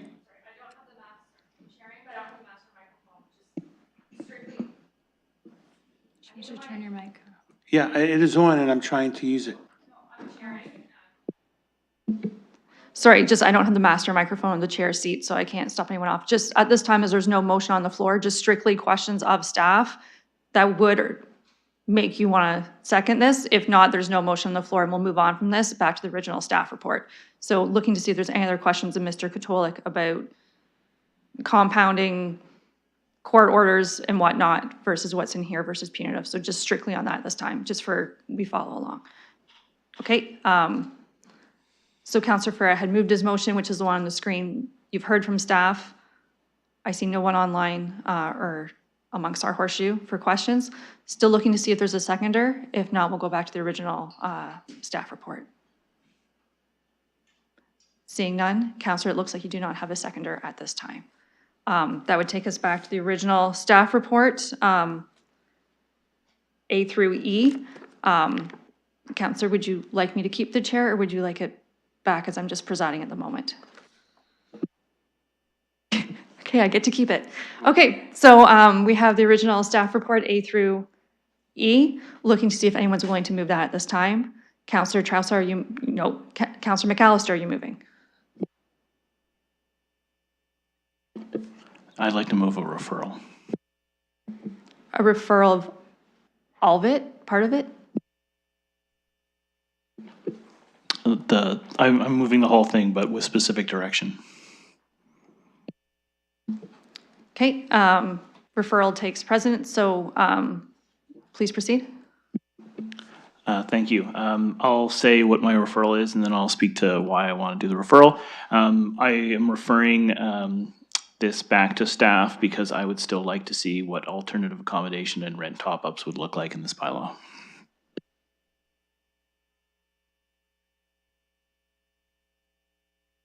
Okay, that would be a seconder in Councillor Traustadt. So I would start a speakers list, but I'm going to ask for us to pause first and just let the clerks make sure they have the right wording first put on the screen. And then making sure that Councillor Pribble can fully participate remotely as well. So Ms. Bunn, just let me know when you're ready.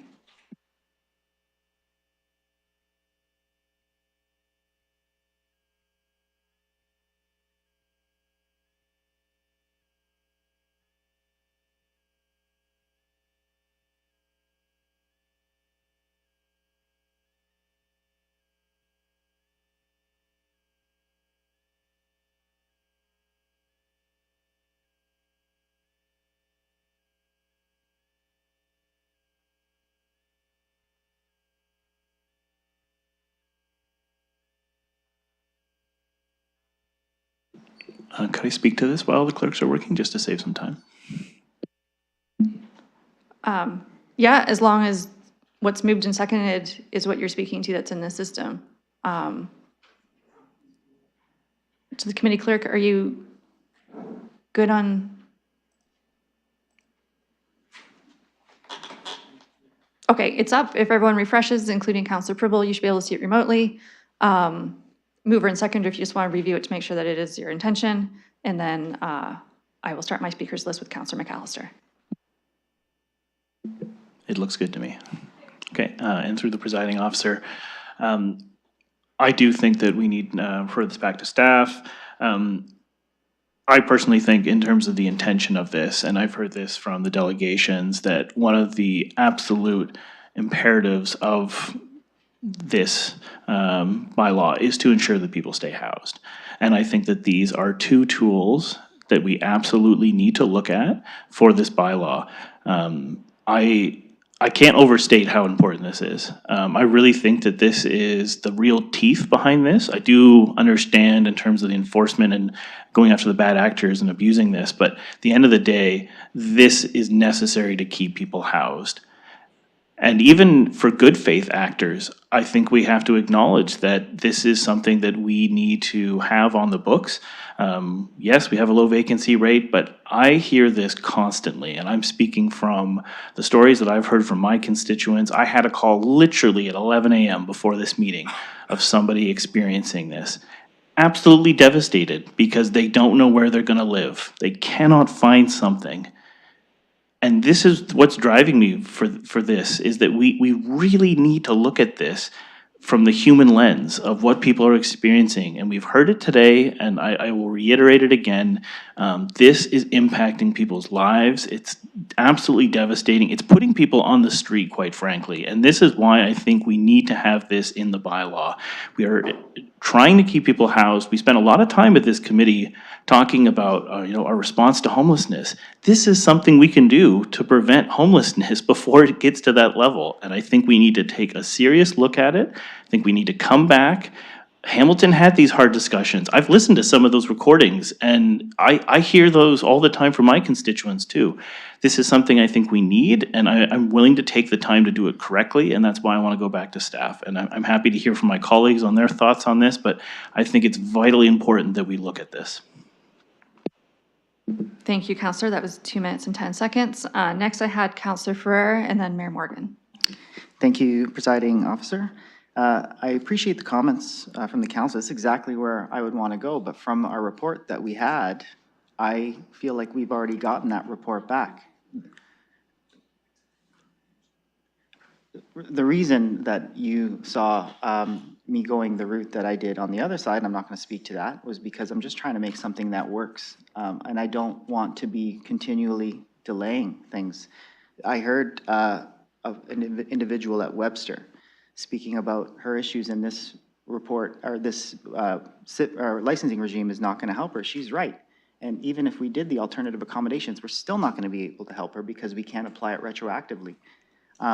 Basically, I'm worried about the more we push things back and the more we find out that we've already have the answers, we're just going to potentially lose the momentum that we've already made on council. I would love to have the top-ups and the alternative accommodations, but from what I understand, this is beyond the jurisdiction of the municipality. If we were at the provincial level, this would be much easier for us to do, and I would definitely be looking into that, and pushing for that more. But I have seen that we've kind of hit our limit, and I don't want to risk anything. Speaking to the point with the court ruling in Toronto, I am very worried if we were to have this licensing bylaw and we were to have that addition to that, we're definitely going to see challenges to that in the court. And I'm very worried that where that potential challenge will lead us to. I really would not like to see the entire licensing regime and work that we've done. Councillor Rahman, point of order. Thank you. I'm not a member of the committee, so I'm not sure if I can call a point of order. But procedurally, I'm just wanting some clarification as to the councillor presuming what legal action could potentially be taken and then said result of said legal action. I'm not sure what realm that would flow into, so as chair, I will just caution against publicly speaking about what legal action may or may not take place and the outcome that may or may not happen. Point taken, thank you. It's just a worry of mine, and I don't want to lose what we have so far. So that's really what I'm saying. But that's where I'll leave my comments for now. Thank you. I'll also mention that we've heard it said that this would be the multi-year update for the budget that happens in October. The mayor might speak to that. And as always, through council, we can ask the mayor to write a letter to the province, advocate through AMO. We do have great representation on those boards. My speakers list grows longer, but Mayor Morgan is next, and then I have Councillor, I usually go to committee members first, and then I have Councillor Pribble, Rahman, Lewis, and then we'll keep going. And sorry, and Councillor Trousseau. He will fit somewhere before other people. Yeah, thanks. I'll add a few comments and on the referral. First, to the comments that the presiding officer made. I do think that there's a piece here that involves a coordinated advocacy. I don't think it should just be a letter from the mayor. These are issues that are common across multiple municipalities. And there is an intersection here of municipalities trying to take action, but significant provincial legislation that is at play as well, even from the delegations that we heard today. Human rights was brought up, the disabilities AODA was brought up, Bill 97 not being sent, the RTA and the 3-month provision, the out-of-date aspects of that all brought up. There is certainly a conversation about advocacy and engaging with the province about some of these issues that I don't think should be lost. Now, on the councillor's motion, I understand the councillor's desire to look into the piece that staff recommended against. My hesitancy in referring all of this is a timing issue. One, I actually think that there are steps that are really positive that are being taken here.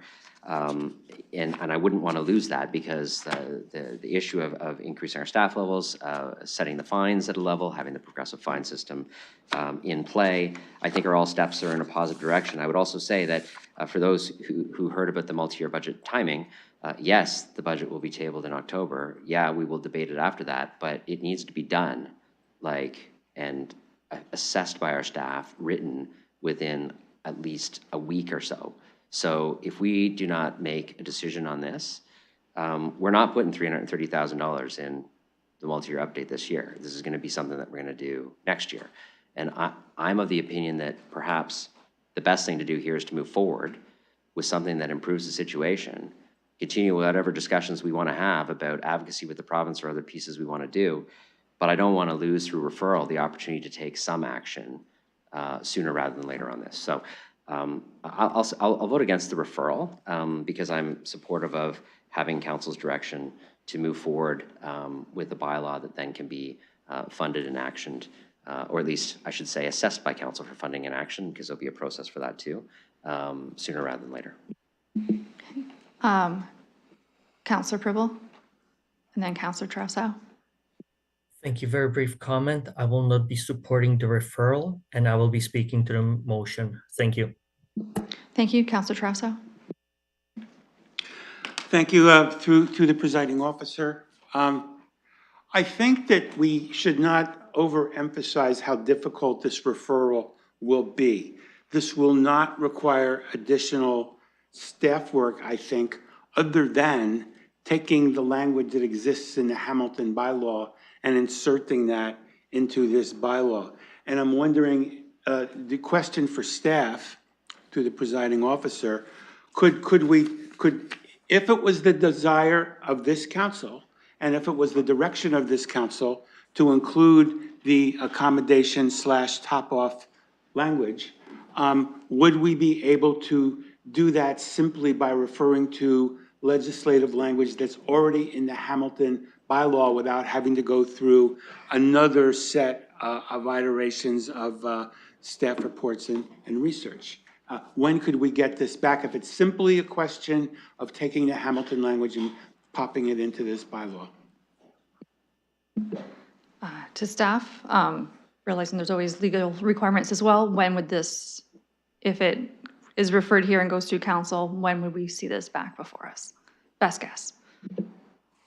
Through the chair, the earliest would be October 21st, CAPS meeting, because the council meeting is September 24th, which would be too late for the first meeting of CAPS, which is October 1st. So, but I also wish to advise committee that we already have a draft bylaw drafted in anticipation of this debate today. But I also caution the committee that for the spirit and intent of procedural fairness, we should likely have another PPM. Should this bylaw be application to quash, it's always good to involve a fulsome discussion on any bylaws and the regulations. Okay. So my recollection to the presiding officer, my recollection was at the public participation meeting, the specific issue of whether a Hamilton type top-off was thoroughly discussed. So I'm not sure we would need another PPM on that. At our last meeting, we asked staff, and I'm trying to be as soft and respectful here as I can, but my recollection is we did ask staff to include certain things in the bylaw, and we got back a recommendation contrary to that, which is fine, but I think ultimately this city council has to make the decision, and I'm prepared to make the decision, and I'll reserve what I'm going to say after this until we get to the major part of the bylaw. But just on the referral, there are always going to be risks. Anything we do that disturbs the status quo is going to bring about risks, and we're always being threatened with different things. I think the bigger risk is that we're going to increase the number of homeless people who are being evicted. Just on the referral, I think that the referral can be done quickly and precisely with some precision that does not have to take a lot of time, and I'd be happy with the date that was stated. I also think we could bifurcate this motion to get some of the other things moving. But I do think the question of whether there should be the top-off should be referred for purposes of putting language that we already have canned back in the bylaw. Thank you. Thank you. I'll also note that you cannot separate a referral. We're referring the entire part and parcel back. So strictly on the referral, I have Councillor Rahman and then Deputy Mayor Lewis. Thank you, and through you, and again, I'm not on this committee, but first, thanks to the committee for their work on what's been proposed. And just on the referral, my suggestion would be to defeat the referral, to add Appendix E into, and I understand from staff that they've already crafted a version that could include the City of Hamilton application for exemption as provided in Appendix E. And although I do understand the risk associated with doing that, it is an option on the table and one where we'd have to ultimately consider the risk. But I do think that having two cities with similar bylaws actually strengthens our approach instead of having something that differs from Hamilton. And mainly because there's going to be opportunity if there is an objection that goes to the courts, then we have a way to see how it plays out. We could have some supporting features in terms of how we look at it. I think that there's strength in the fact that multiple places are asking for something similar. And I agree that that it's important, and I thank my colleagues for considering the referral. But I do think that there is opportunity to make this matter stronger and to provide the safeguards that are needed for the community by doing so by just adding in Appendix E. Thank you. Thank you, Deputy Mayor Lewis. Thank you, Madam Chair. And just on the referral, and we've heard a lot of comments about what people would like to see, but what was put on the public agenda was the bylaw as we see it today. Staff were asked to report back with consideration for the rent top up and those components of financial compensation. They weren't told to put it in. They were told to look at it and come back to us. And that's what they've done. They've come back and said, we don't recommend you do this. I would encourage colleagues to defeat the referral. As we've heard from the mayor, if we don't have something in place now, we will not have something in place for a multi-year budget ask and deliberations that follow. So you are now, if we support this referral, even if staff bring it back in the next cycle, and I will tell you, I have zero interest in wading into what is really Section 54 of the Residential Tenancies Act of the provincial government's responsibilities, wading in on that as a municipality. And the cost will not be the $330,000 that was in the report, because there will be staffing impacts as well. So I would encourage colleagues to defeat the referral, support the motion as it is written by staff with the staff recommendations, and let that work for a year before we start trying to make changes to it on the fly. I say that because I've heard already we can just copy and paste what Hamilton has done. Well, we've heard in the report, and yet another reason to not support the referral is Hamilton's bylaw is inherently flawed, because if it wasn't flawed, they would not be granting exemptions on their own bylaw, because landlords are not capable of meeting the requirements set out in the bylaw. So as soon as we start handing out exemptions, it is actually an argument that the bylaw itself is flawed. So we shouldn't be pursuing that route. We should defeat this Councillor, referral strictly to the and support referral. the staff recommendations. Thank you. Okay, my comment briefly would just be timeline-wise, that if the referral does pass, staff said October 21st, they'd hope to be back. You will see the mayor's budget release on October 28th and 29th, we would do it. So it would miss the mayor's budget, because on the 21st of October, that would not go until the November 5th council meeting, in which case mid-November, you were in the middle of Ward Town Hall meetings, but the budget and public participation meetings here at City Hall, just so you know where those things flow in together. This is strictly in the referral. I see hands going up for a second round. I'm just going to also note you are within your time limits. Councillor McAllister, you had your hand up, that we still have another 2 items on this agenda today, and we have been sitting for 2.5 hours. Councillor McAllister. Thank you, through the presiding officer, but I do think that this warrants a thorough discussion, so I'm willing to take the time. I'm honestly trying to keep emotional composure, because I cannot overstate, and I said this before and I'll say it again, by not supporting the referral and not looking at these items, we are doing a disservice to our constituents. This is vitally important. As I said before, we talk a lot about, as a municipality, how we respond to homelessness. This is something that is integral to keeping people housed. We talk about the costs. We use this analogy all the time when we talk about provincial and federal, that, if you, don't do this, then like the downstream costs are going to be this much more. It's the same for us. If we don't look at something like this, we are then putting all those costs. We'll have Mr. Dickens come to us and say, these are things we need for our social services. And we heard this from the speakers today. These are costs that we are still going to absorb, but when people are homeless. And it's a staged approach. I've seen this firsthand. Some will be evicted. They'll try to find alternate accommodation. They might be able to stay somewhere with someone for a while. Then they end up in a car, and then they end up homeless. There is a progression here, and I'm trying to stop that. And I think these are very important things we need to look at, and I cannot overstate. This impacts people's lives, and we have to take it seriously. Sometimes in these meetings, I'm not taking, we do the day-to-day, it's procedural, that's fine. But this is something I'm very passionate about because it's keeping people housed.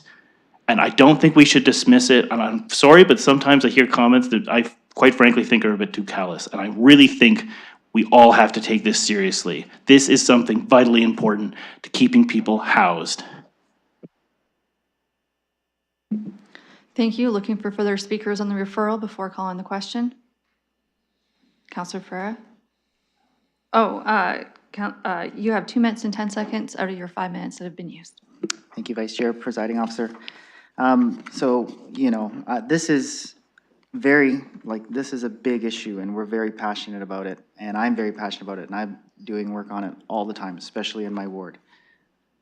Knowing that we could miss that budget update case and not have this licensing regime in next year means we don't have a tool to give to tenants so they can be protected for another year.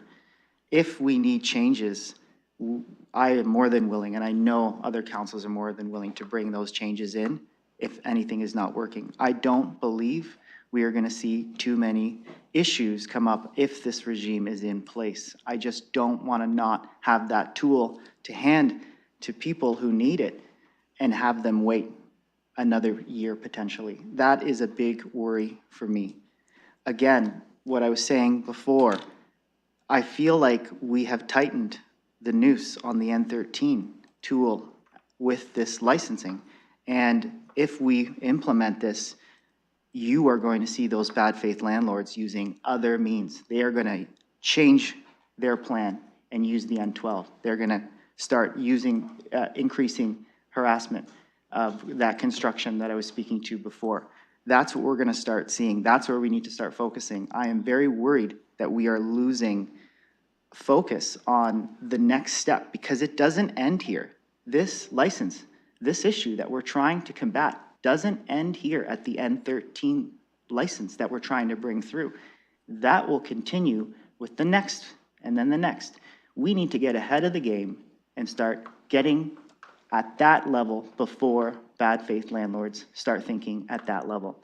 If we keep on focusing on this, we are going to find ourselves possibly not even getting the tool, possibly not having people wait for another year or waiting indefinitely if we lose momentum. And we're going to have all these other areas, these other means that we're going to see bad faith landlords start using. So I would caution on the referral. If it doesn't work the way we would like it to, I will bring some changes. So that's 30 seconds, okay, then I'll leave it there. I'm saying let's not lose focus on this is not the end all and be all. We need to continue the work after this. We have the work completed as it is, in my opinion. We need to start focusing on the next step. That's your 5 minutes. First round speaker, Councilor Cuddy, you have all 5 minutes.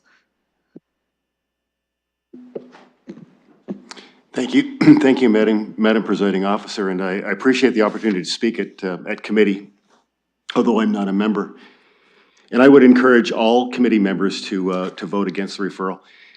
Because as we've heard from the delegation today, and many are residents of my ward in 1280 and 1270 Webster Street, they're looking for a solution now, not 3 months from now. And and I appreciate what my colleague, Councillor McAllister, suggested that, very passionately, that maybe it's not perfect. Well, it may not be perfect, but we need to have something in place now in the next few weeks.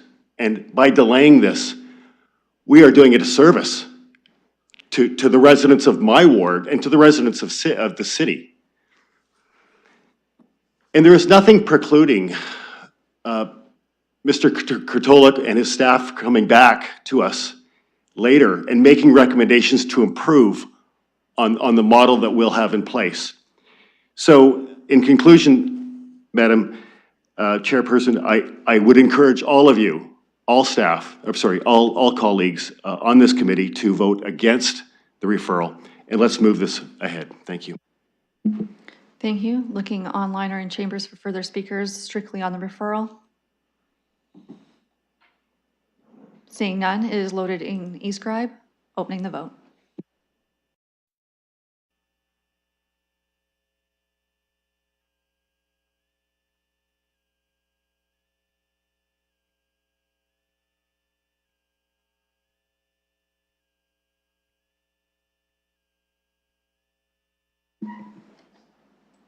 Closing the vote, the motion fails 2-4. Okay, the referral has failed, so we will deal with the report that's before us in today's session. Looking to see for a motion be put on the floor. Councillor Trousseau. Given the, to the presiding officer, given the failure of the referral, I would like to put a direct motion on the floor now that the Hamilton language be inserted, and I would need a little bit of guidance in terms of exactly what that language would be, but I would like the Hamilton language with respect to the accommodation or top-up to be included in the bylaw that comes to City Council this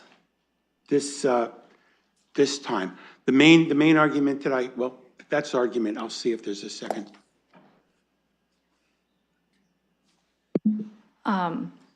I'll need a moment to check procedurally with the clerks. I believe council's direction was for staff look at it and consider it, and staff didn't put it in as a direction, so that this committee recommendation might actually be in contravention of the direction we already gave to council.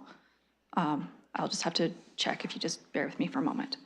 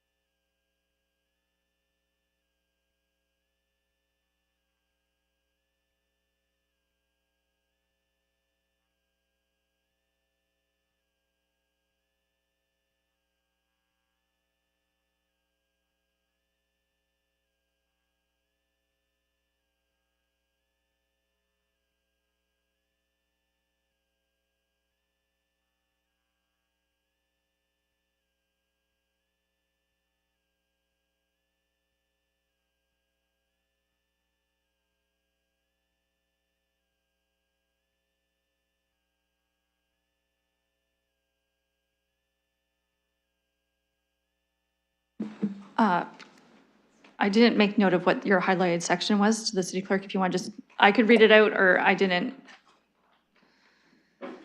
Sorry. Your highlighter was so nice.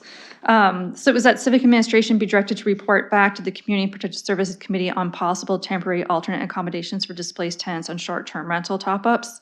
I'll note that staff did do that. I will rule this in order that staff brought it back, staff recommended against it, committee is looking at doing it. So Councillor Trousseau, you have your motion. I believe Councillor McAllister maybe was seconding it. You're going to need to provide motion, or like your wording to the clerks. I don't know at this point if we want to call a 5-minute recess to give time for that wording to get into the system. Okay, Councilor Trout says I have a 5-minute recess.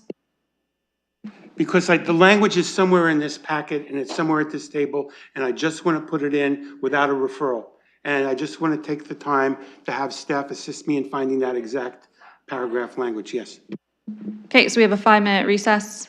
Councilor McAllister seconds. All in favor, hand vote, 5-minute recess. Okay, everyone in the gallery, you can grab something from the machine, a wash and break. We'll start again in 5 minutes.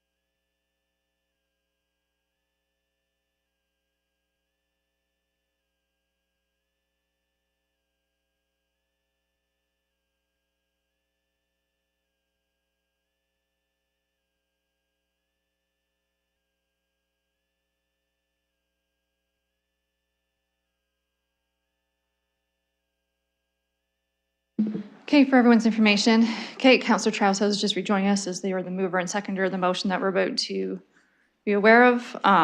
That was our long 5-minute break. Next time I'll just make it 10 or 15 to start. Just for everyone's information, Mayor Morgan is back. Sorry, Councillor Privil's still online. Councillor McAllister, myself, and Traustadt are with us. Clerks, we're still just finishing getting into eScribe. We do have a mover and seconder. Is it in the eScribe? Just, okay. If the mover and seconder would be okay with it, staff did have a couple comments to update us before we go into the conversation. Are we fine to proceed and hear those while we're waiting for eScribe to get clerked? Okay, I have some nods. I will go to staff just based on it and having been asked to be expedient before with speakers as we move forward while waiting for clerking. I believe staff have a comment on potential cost inflation and legal requirements for a changed bylaw for a PPM based on the changes made that were different from the prior public participation meeting. So I'll go to Mr. Mathers. Come on, Scott, come on. Okay, go to Orist. And then if Orist would like anyone else, we can tag them in too. Thank you, and through the chair, the earliest we could come back with a amended bylaw would be October 21st. Based on our experience, I would recommend another public participation meeting for procedural fairness, because obviously this is going to impact landlords, and they do not have the opportunity to speak about a revised bylaw. Secondly, we have been in discussions with numerous municipalities across Ontario that are looking at this: Hamilton, Ottawa, Toronto. And I posed the question to Hamilton on staffing costs, and they indicated that if they went to our model, where we would may require a licensee to provide a sworn affidavit that they have complied with Section 54 of the RTA, they would be asking for less staff resources. So should this be put in place, we would likely be asking for additional staff resources in the multi-year budget amendment, because what it does is it places the decision-making on staff to provide exemptions. And when you look at Hamilton's exemptions, some real life exemption situations could be that the tenant may not like the new location that the landlord is providing, because it might be little further from their children's daycare, further from their children's school, further from employment, further from transit. So those are the types of real life exemptions that Hamilton might be faced with, recognizing that Hamilton's bylaw is not in full force and effect yet. So these are all scenarios that they're kind of playing out in the discussions of how they're going to deal with these exemptions. Thank you. If you refresh eScribe, they are words. The motion is on the screen. If the mover and seconder could take an opportunity to review it to make sure that the wording encaptures what they're hoping for before we proceed. I will also make note that I'm sure the mover and seconder would like to speak. The mayor would also speak, and he is on a time limit of leaving at 4. Councillor Traustadt, the wording is what you were hoping? Yes.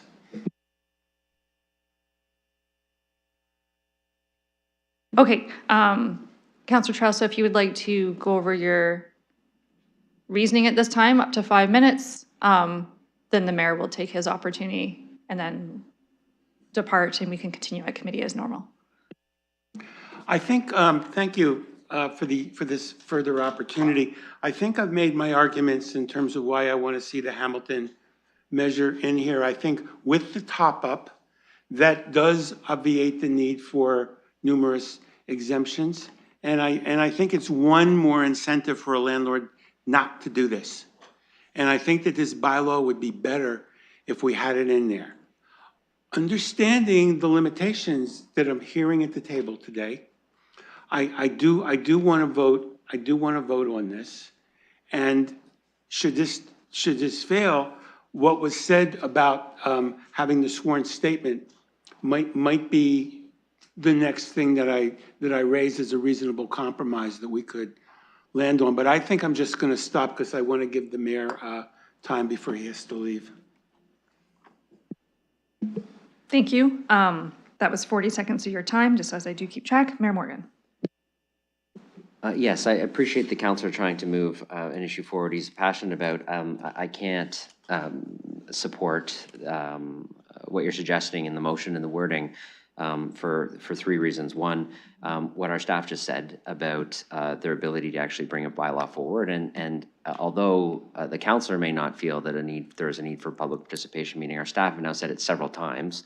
And I certainly would want anything we pass to be defensible. And I think that there's some caution there that needs to be thought about. I mean, even today, this was not a public participation meeting. This was just people who wanted to speak. And we heard from a segment of people who are hearing this and seeing this for the first time. There's probably more. So I just couldn't support this going and driving it to a decision at council on the 24th without some due diligence on that side. I have no idea how much this is going to cost in the multi-year budget. I don't like that hanging out there and us making a decision and then, pretty much being forced to fund it after the fact without knowing what it is. This is not a motion to say, bring forward a business case or do something else. This is a motion to say, let's just do this. We don't know the number. At the very least here, with the current direction, staff have articulated exactly the resources they need to achieve the goals very clearly in the current direction, and I like moving forward with that. And finally, and I won't talk about this, but I listened to our in-camera advice, and that factors into my decision as well. So I may not be able to be here for the vote. I'll certainly weigh in again at council. Wish colleagues good luck in their decision-making, but I would say there's probably a lot of other colleagues who want to weigh in on this as well. So finding the opportunity to get something that we can move forward with and take steps, I would strongly encourage the committee to try to do. Thank you. Further speakers? Councillor McAllister. Thank you, and through the presiding officer, happy to second this.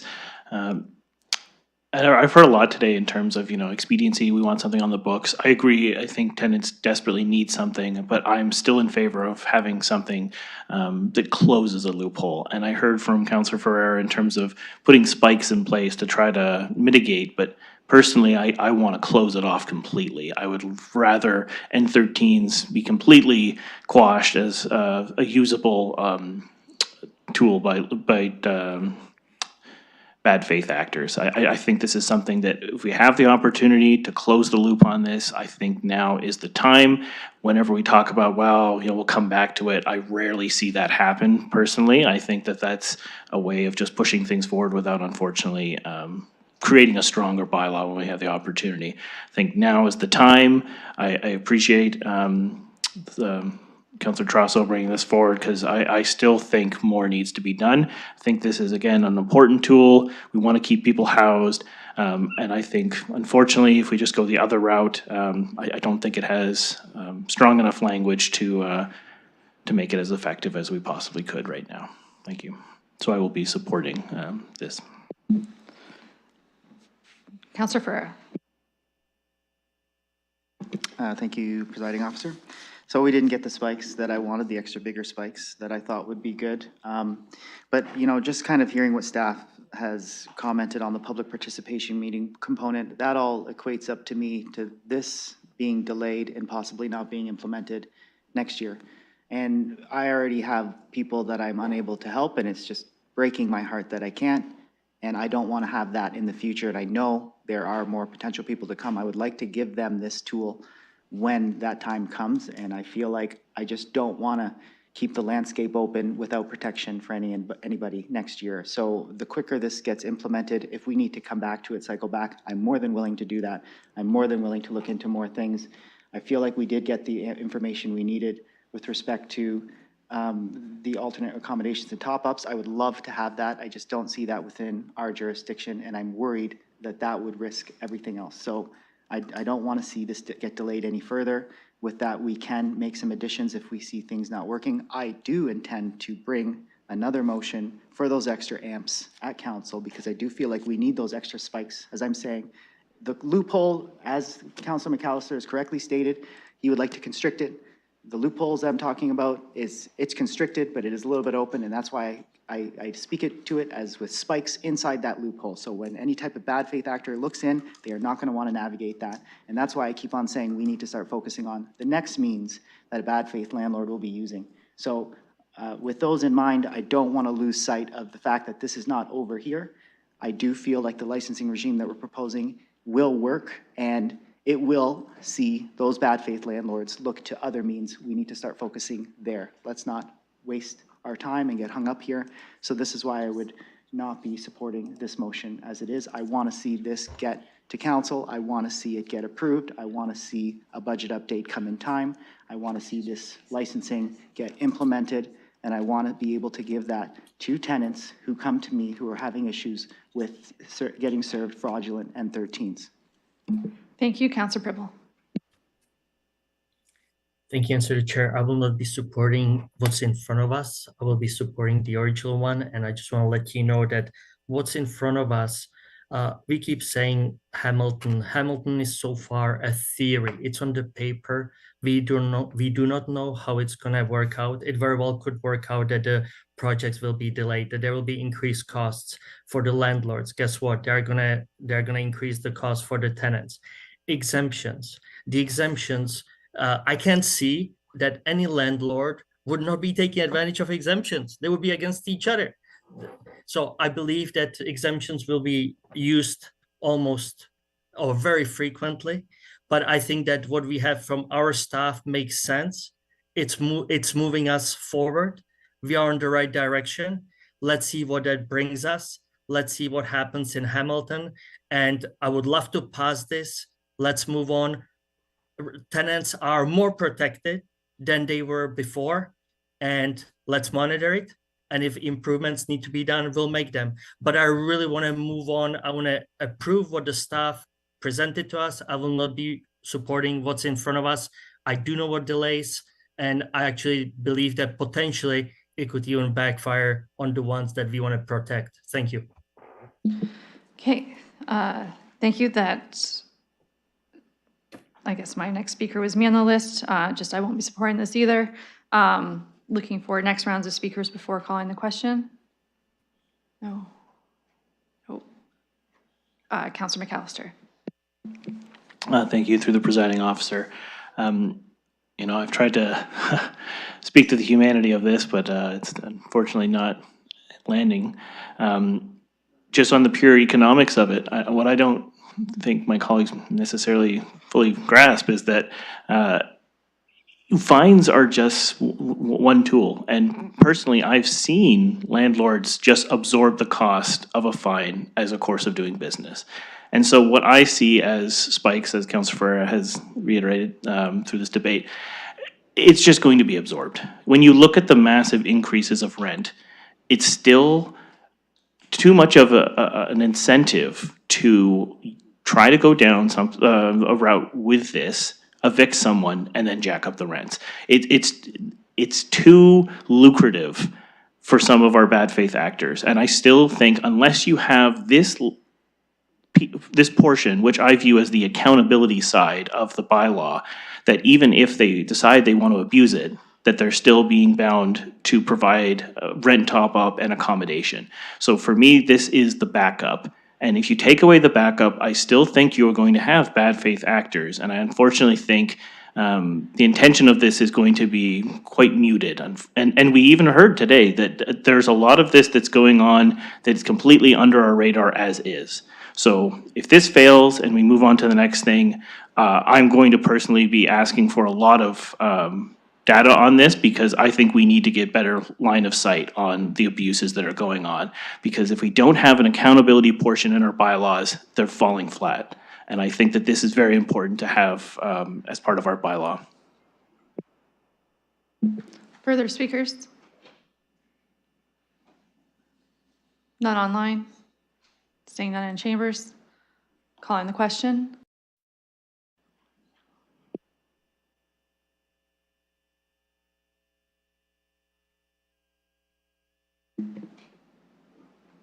Closing the vote, the motion fails 2-4. Thank you. We still have the original staff recommendation before us. Would need a mover and a seconder to deal with it.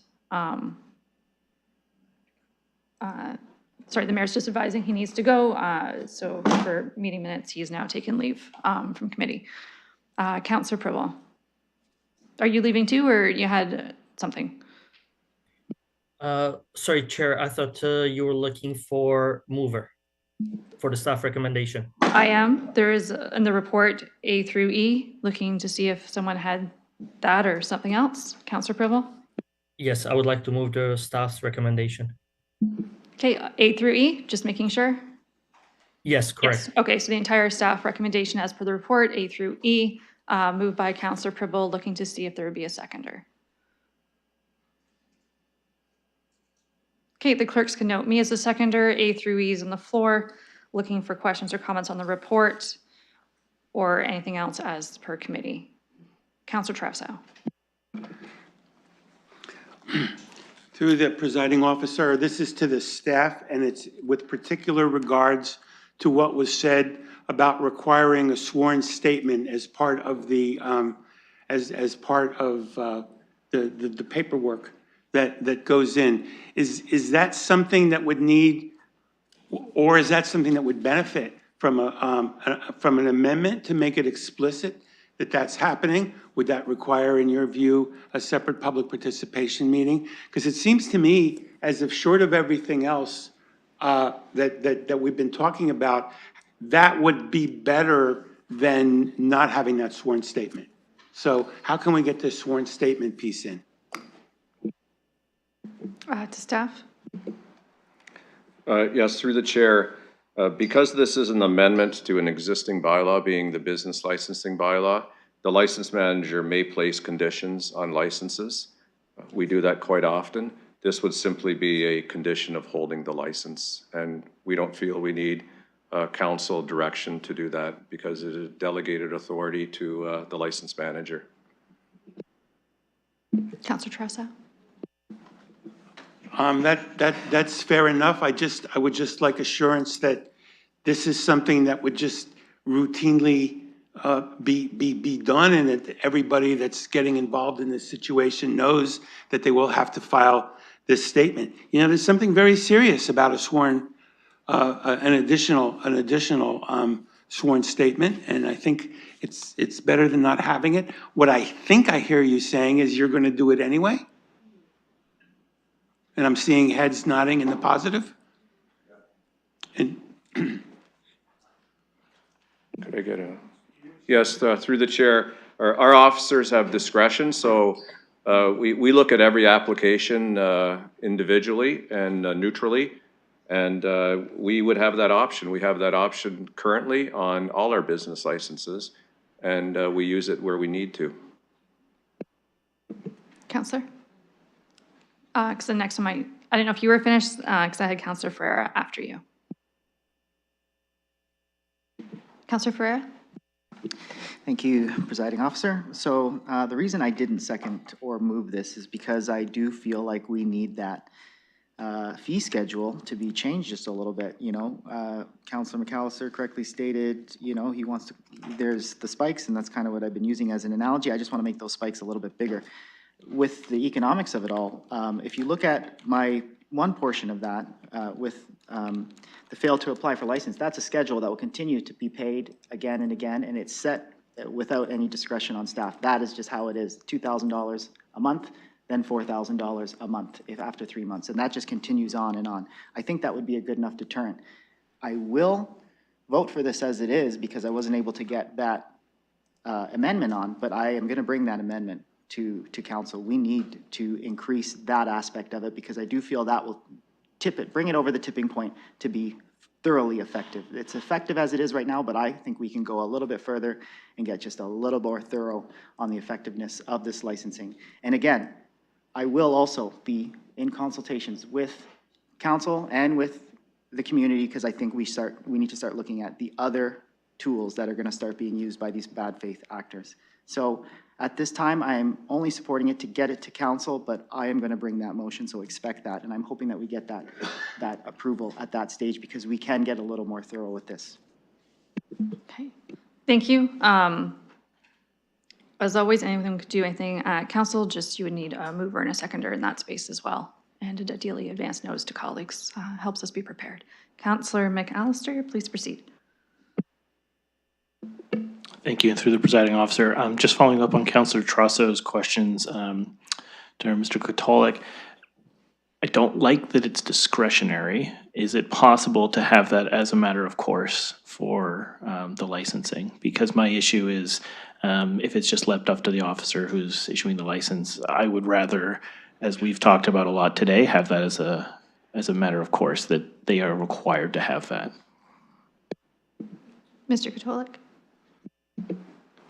Through the chair, there are a number of requirements in the bylaw for affidavits as part of the application. However, we may run into situations because whether you're a landlord that's using this to evict or whether you're doing a necessary renovation, we may not require that because the landlord has actually provided housing. So we don't want to put additional steps which may not be necessary. And that's why currently the business licensing bylaw has the discretion of the license manager to issue conditions and special conditions. And we use those conditions all the time. And if you don't comply with the conditions, the license may be suspended, revoked, or canceled because you're not complying with the conditions. So City Council has delegated the authority of business license issuance to civic administration. And that is why we are recommending that where we're going to have potential issues, we ask for a sworn declaration. The alternative is the Hamilton model, which will, what'll happen there is landlords will then come to the city licensing area with a number of exemption requests, and the decisions that are going to be made in those exemption requests are going to be on the by civic administration. They won't come to council. So that is why we have delegated authority and discretion in the issuance of business licenses. Councillor McAllister. Thank you. And through the presiding officer, just as a follow-up, so I just want to get a better understanding of the discretion because my issue is, are we taking it at face value that the landlord has found alternative accommodation? Because I think it's appropriate that we have to do some sort of follow-up because my issue is they can come to us and what's to say that the tenant actually has it? Like, I think that it's important that we hear from both sides, and that's why I think there needs to be, again, that accountability portion as to following up not only with the landlord, but with the tenant. So do we have anything in place that would address both parties? To staff. Yes, thank you for the question. And through the chair, as part of the application process, 4.1F, the applicant, the landlord, must provide written notice from the tenant indicating they wish to exercise their first right of refusal. So there will be a lot of communications between the city, the landlord, and the tenant as part of the application process.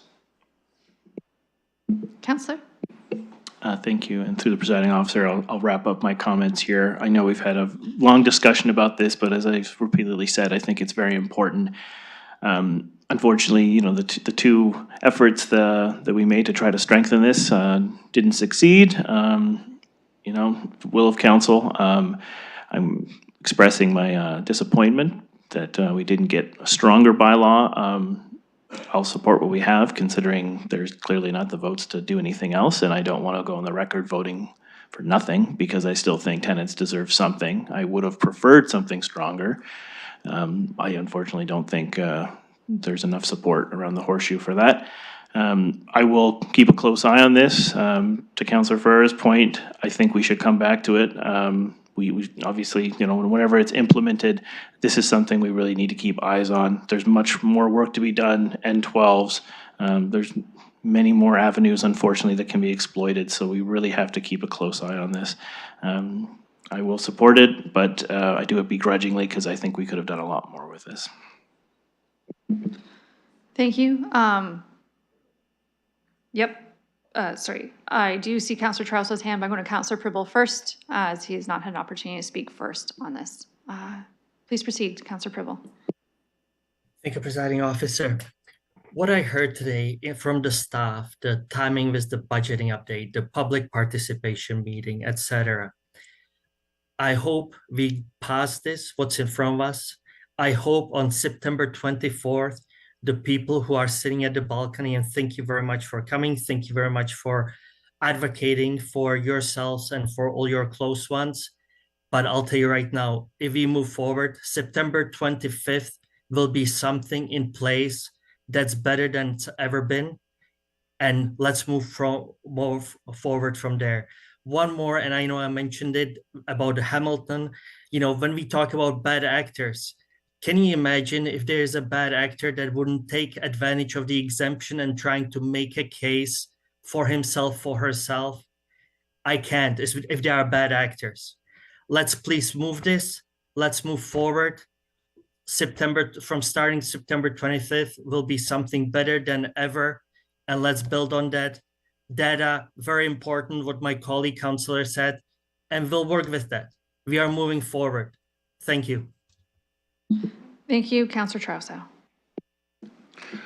To save a little bit of time through the presiding officer, I'll incorporate by reference what my colleague said in terms of I'm going to be supporting this because I'd rather have something than nothing. However, I would like a separate vote on E.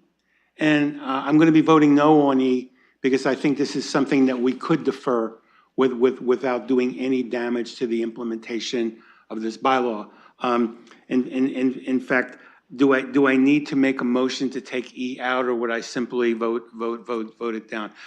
In that case, I'm just going to urge my colleagues to vote no on E because I think that we can come back to that. We don't have to make the determination that we are not going to expand the licensing bylaw today. It's not something we're doing today. I understand that, but I think that the language that no action be taken is setting up a decided matter of council, which would preclude us from bringing this back within a year, and I'd rather keep this flexible.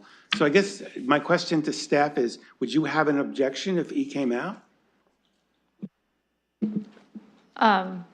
Procedurally, I'm fine calling E separate. I'm not sure what you mean by came out, but we will certainly separate E from the rest of the votes. Okay, yep. So I will ask the clerks to separate E from A to D. And I would just need to know which section you're going to load into eScribe first. Okay, so we're going to put E in first.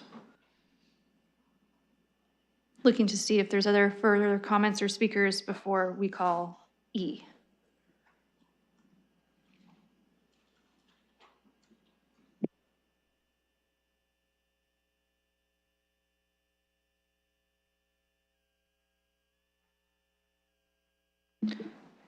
Okay, so E is open in eScribe. This is just strictly section E, and we're using the same mover and seconder.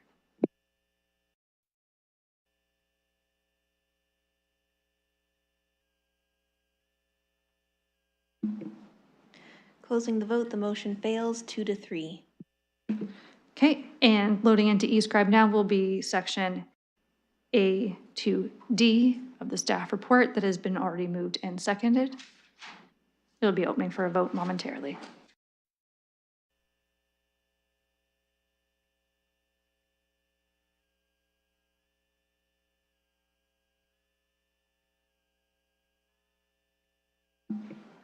Councillor Pribble and Trousseau.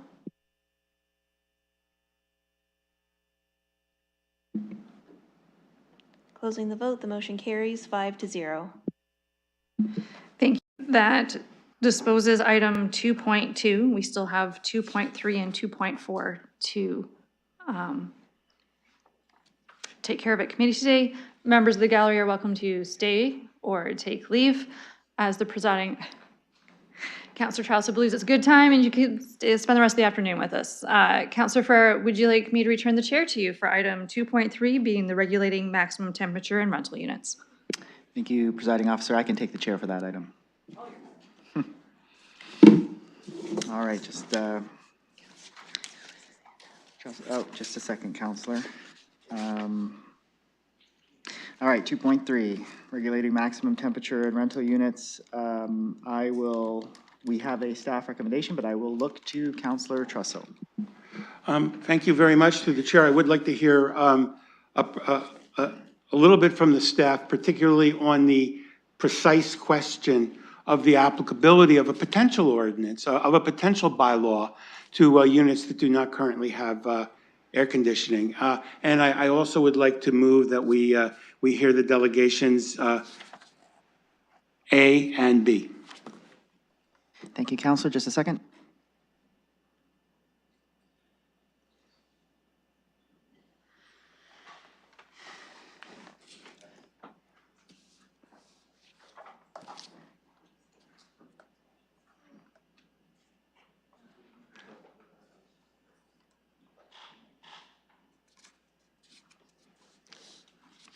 So it's to hear the delegations is moved by Counselor Trussell. I'm looking for a seconder. Seconded by Counselor McAllister, and we will call the vote.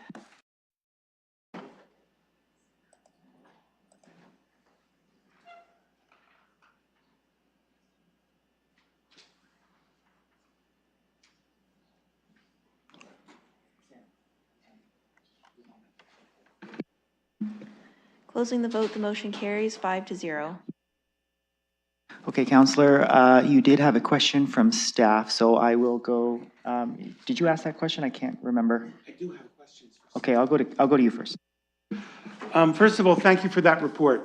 It was very thorough. It was very helpful. I really appreciated your canvassing of the other jurisdictions, which I think are helpful. I think there is an anomaly in provincial law right now, and that especially in light of climate change, it's not covering this. So my question is,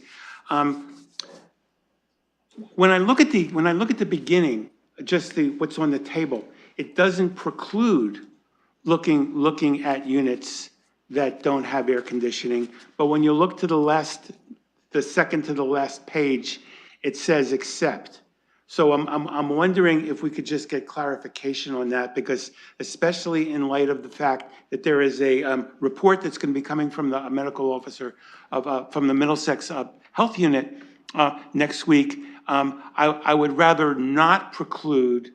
I'd rather keep this open so we're not necessarily precluding considering the inclusion of units that don't have air conditioning units already, keeping in mind that this is going to go to a subcommittee that's going to include the rental industry. Thank you, Counselor. I will look to staff for that. Thank you for the question, and through the chair, that is exactly the reason that we're suggesting a subcommittee of an existing tenant landlord task force, because the municipal scan that we did, the focus is on where air conditioning is currently provided and having a maximum temperature in there. But we were unable to find anywhere there's bylaws that require all rental units to have air conditioning.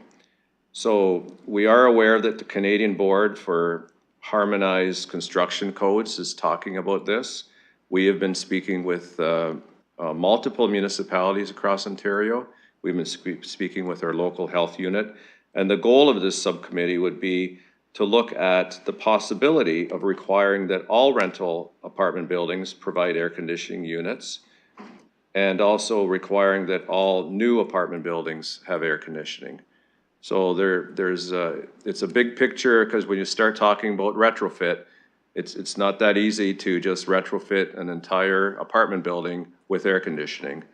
And Hamilton has a program very similar to ours, how we deal with vital services, where we lend out heaters where there are issues with vital services in the wintertime.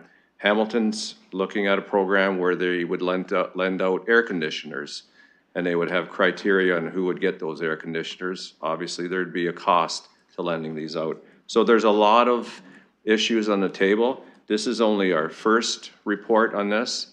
There'll be many more as this task force convenes and talks about the possibility of all rental apartments having air conditioning.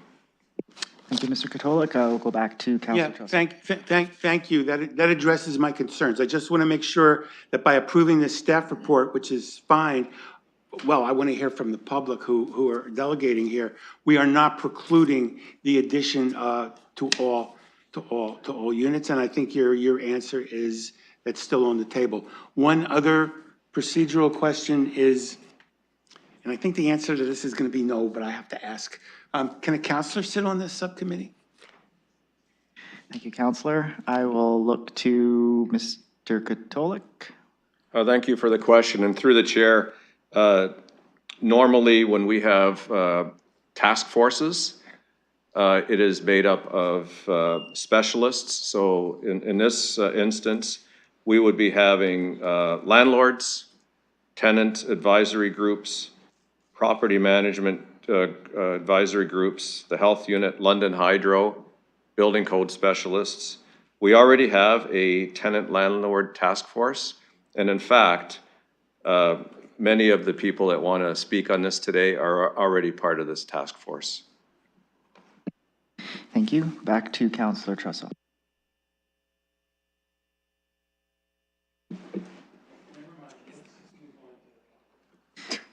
Before we move on to the public, if you have the list in front of you, would you mind listing off the people who are on that landlord-tenant task force? Do you have that handy? Yeah. Go ahead. Hi there, through the chair. Yes, the landlord-tenant task force currently includes members of the London Property Management Association, Lifespin, Acorn, the London Development Institute, Neighborhood Legal Services, often members of our housing department, and municipal compliance as well. Thank you for that. Looking to committee for any other comments before we go to the delegation. Councilor Plaza. Thank you. Just more of a technical question through you to staff. In the executive summary about units that already have air conditioning or new buildings that might incorporate an air conditioning system, as we move through climate change and green economies, just making sure that in the industry parameters of an air conditioning system, anything that's geothermal would also be incorporated into that if that's what a person has for cooling of a building. Thank you, Councilor. To staff.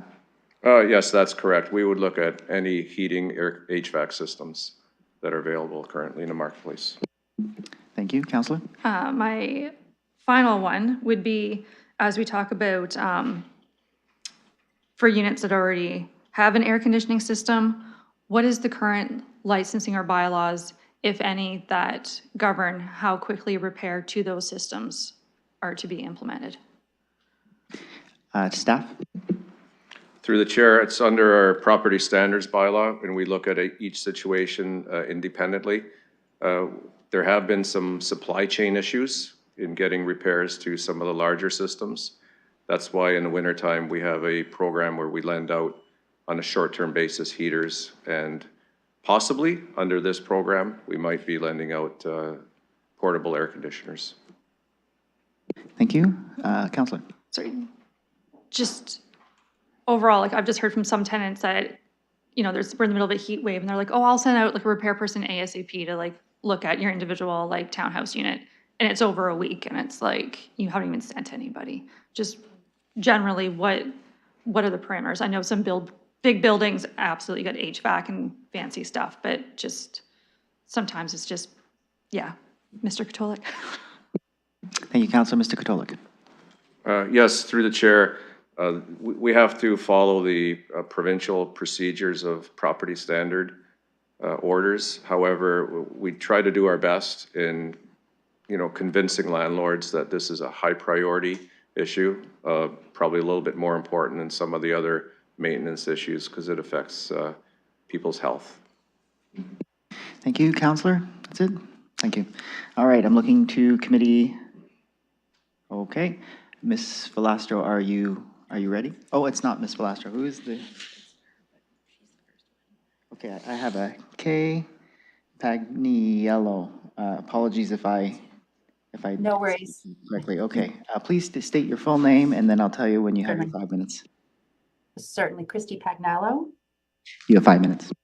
Thank you. I will be brief. You have our written submission on the agenda and the research attached. I'll be brief because clearly this is in its early stages and there is going to be, I know, lots of more opportunity for input. Of course, as you may have guessed, the main thing I'll be saying is certainly from our perspective, what we see in the clinic representing tenants across London and Middlesex. This is a step in the right direction, but and certainly will help a little if we're talking about units that already have air conditioning. Certainly there's some help in what's been worded so far in that those tenants may get faster service on repairs and that sort of thing if the landlord is subject to a maximum temperature. However, it really is so narrow. And it really is when we're not talking about units that don't have, when we're eliminating units without air conditioning from the maximum temperature, then of course we're not getting at the real health crisis and the real problem and what is causing people huge consequences with how short our winters are and how hot our summers have become. And so certainly we're thrilled that there's going to be the subcommittee that's going to look at how this can be, how the maximum temperature bylaw, once done, can be applied to units without air conditioning. There's great research out there that there's other ways to cool a unit besides air conditioning, glaze on windows, awnings, roof vents, that sort of thing. Those things need to be looked at. As well, we're fortunate in this city that currently there is, as part of discretionary benefits, people who are with health conditions have the ability to go to the city for help with putting in air conditioning or money to do that. And we're in the subcommittee, we're hoping as well that there's perhaps something like that could be expanded to include seniors and low-income people, where through discretionary benefits, they can access these cooling devices and that sort of thing. One more thing, and that is, and it's in our written submission, an easy partial fix to this could be simply amending the Vital Services bylaw to allow for heat to be turned on later and heat to be turned off earlier in the spring, to take to make the fall and the spring heat waves less of a problem. So we certainly look forward to working with the city on this, and we'll certainly exercise our voice wherever we can, including to the task force. But those are our comments at this point and our submissions, subject to any questions you have. Thank you. We have another delegation request. So the second speaker, I'm just asking for the microphone. Ms. Velastro, please state your full name. My name is Anna Maria Velastro. Okay, thank you. And you have 5 minutes starting now. The subcommittee needs to include small landlords. If you have an older house that's heated by water, which is a clean form of heating, it doesn't share air between units. They can't have central air. You can't do that. Also, some tenants can't afford air conditioning. If they pay their electrical, if they have to pay their own hydro, a lot of tenants don't want the extra cost. And so I do think it's important to recognize that there's lots of ways to cool a building down, and temperature is very personal. Sometimes it's just the humidity that people can't tolerate, but they can tolerate a dry heat. So I just think that all these have to be considered and not be, you can't dictate that people only use air conditioning, because air conditioning contributes to climate change. And if you're serious about climate change, if you were to regulate that every building, every unit in the city have air conditioning, you're just perpetuating a problem. And I feel like the overall heating of a city is really the responsibility of the municipality. They need to ensure that when they build a city, they don't create heat domes. that they build in such a way that they offer coolness and places for people to go get relief. You can't just rely in relief in your own unit. Okay, it has to be brought down across the city. So I just think it's important that you recognize that there are houses that have clean heating through water that cannot have a central air conditioning. You need to recognize that heat is a personal preference, and sometimes it's just the humidity, but they like the dry heat. People with respiratory problems can't have air conditioning at a high temperature. It hurts their lungs. That's myself.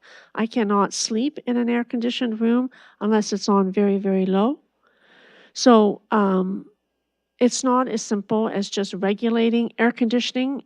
Air conditioning should not be a go-to solution because it perpetuates climate change. All it does is take hot air from inside and it puts it outside, and you don't want that. You need something that is a more passive, more gentle, and I think the city needs to get serious on how they build their city to ensure they're not making climate change worse and heating worse for the people that live in this city. Thank you. Thank you, Ms. Velastro. That is it for the delegation requests that I have for this item, so I will look to committee. We do not have any motion on the floor yet for that. Okay, so I'll look to committee for any motions. Councillor Pelosi, you're willing to move staff recommendation? Okay, looking for a seconder. Seconded by Councillor Trusso. Okay, I am looking to committee now for debate and discussion. Just a second, Councillor. Sorry, I'm not ready. Mine's just a question, and just one. Go ahead. Just if a draft bylaw is prepared for future meeting community services, that just making sure that PPM, would that happen at the same time that we got the draft bylaw back? Just procedural to the staff. Thank you, Councillor. Is this Mr. Katolik? Yes, Mr. Katolik. Thank you. Our normal process is to drop a bylaw, and then we'll have a future PPM to allow the public to read the bylaw and get some opinions on it. Thanks. Thank you. Councillor, you're good? Okay, looking to the rest of the committee. Councillor Trusso. I understand from the staff report through the chair that we are going to be receiving a report from the medical unit. And I think that report will help inform this. And I think it goes without saying that report is going to be forwarded on to the subcommittee that's working on this. And that does not have to be included in the motion. Thank you, Councillor. Back to Mr. Katolik. Yes, that's correct. That's a separate report from health unit staff to their board, publicly available. Councillor?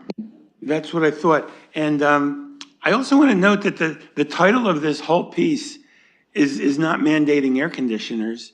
It's regulating maximum temperatures. And I think to the extent that there are other ways of doing that, this broad framing of what's in the we're receiving the report, a draft bylaw be prepared. I think that's very general and very broad, and it can include a number of different things. So I'm just not going to be tinkering with this. I'm just going to support this staff recommendation, and my understanding is that this subcommittee will look at a range of different options. Thank you, Councillor. Looking to committee for any further comments before I call the question. I see none. First, second, last call. Okay, let's call. Sorry, Councillor Pipple, I'm sorry. Councillor, go ahead. Thank you. And going in my previous business and when I was operating the hotels, there are, yes, it's true, there are different initiatives, not just the air conditioning units to cool down the air. Yes, it's true. I'll tell you right now, I didn't find one yet that would be inexpensive. Personally, I think, and I believe when I read this report first time, my first thing was dollar signs for not for the landlords, because guess what? It's going to go up to the tenants, both utilities and the capital expenditure for the units. I'm not in support of this. I'm honestly, when I look at this, can we please vote on A and B separately? I will be voting yes for A. I will not be supporting B because I really don't think that based on the things I said, I really don't want staff to come back to do all this work. And again, what is the result afterwards? I do understand that what's requested, and we talk about 26 degrees, but again, all these initiatives are very costly. If you look at the affordability, guess who's going to pay for it? Thank you. Thank you, Councillor. I will more thoroughly look to committee. Okay, I see no one. First call, last call. Okay, let's call the question. Sorry, through the chair, are we splitting it, Yes. A, B? Yes, apologies. We're going to split A and B to vote separately as you requested. Apologies.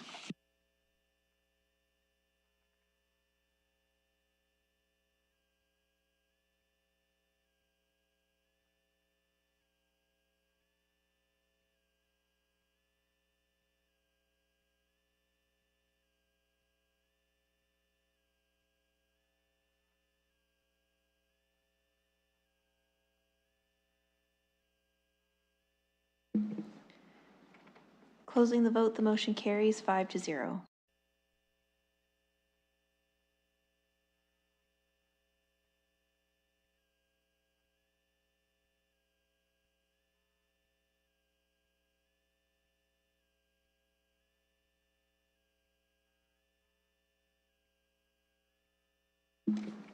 Councilors Trusso and Pelosi. Closing the vote, the motion carries 4-1. Okay, that leads us to the last pulled item for consent, which is item 2.4, Special Events Policy Update. We do have a delegation request, so I will look to committee. You're looking to move accepting the delegation, okay? Looking for a seconder? Seconded by Councilor Trusso. All right, I will call that question.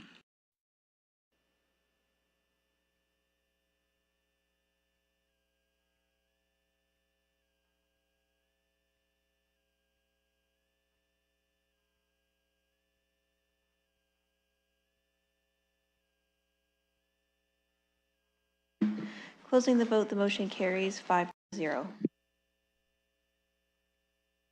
Okay, thank you. I will just look to committee for any questions or comments before I go to the delegate.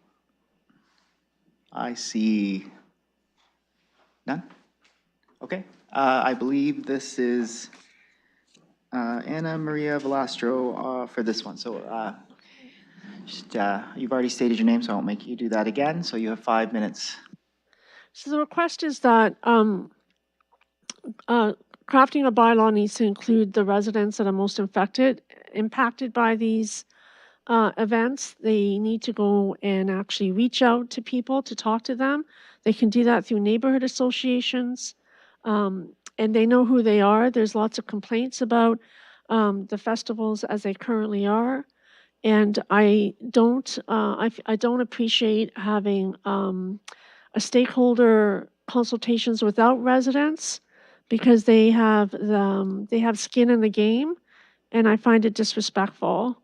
So if you're going to bring forward a bylaw that looks at extending events to, I don't know, 5 days, 10 days, you want it to go to midnight or 12:30, you need to have the residents at the table, because when you extend it to 12:30, you have to remember that there are thousands of people potentially that when they leave that event, they all filter through the neighborhoods. So right now, a deadline of 11 o'clock at night, it takes about an hour and a half for all those people to filter out through those neighborhoods, and it doesn't get quiet again for residents to calm down and go to sleep till about 1 o'clock in the morning. So if you're extending it that much later, not only does it reduce the times that people can then go downtown and drink at a bar or eat at a restaurant, you're also imposing all that mass exodus on residents till like 2:30 in the morning. So they have a skin in the game, and I don't think that this bylaw should be crafted without representation and consultation from the neighborhoods that are most impacted by this potential new bylaw. And they should be at the table, not responding for 5 minutes after a bylaw has been introduced and they have just a few days to review it, gather their thoughts, and then they get 5 minutes. I think people are getting frustrated with that process, and that's why I'm here requesting delegation. Thank you. Thank you. I actually have a motion for this, so I'm going to recognize myself as first on the list, and I would like the presiding officer or vice chair to become presiding officer, if that is okay. You can hand the chair over, doesn't mean I'll go to you first. But I will take the chair. I just had some questions about the policies, but looking to the Councillor Ferreira for your motion.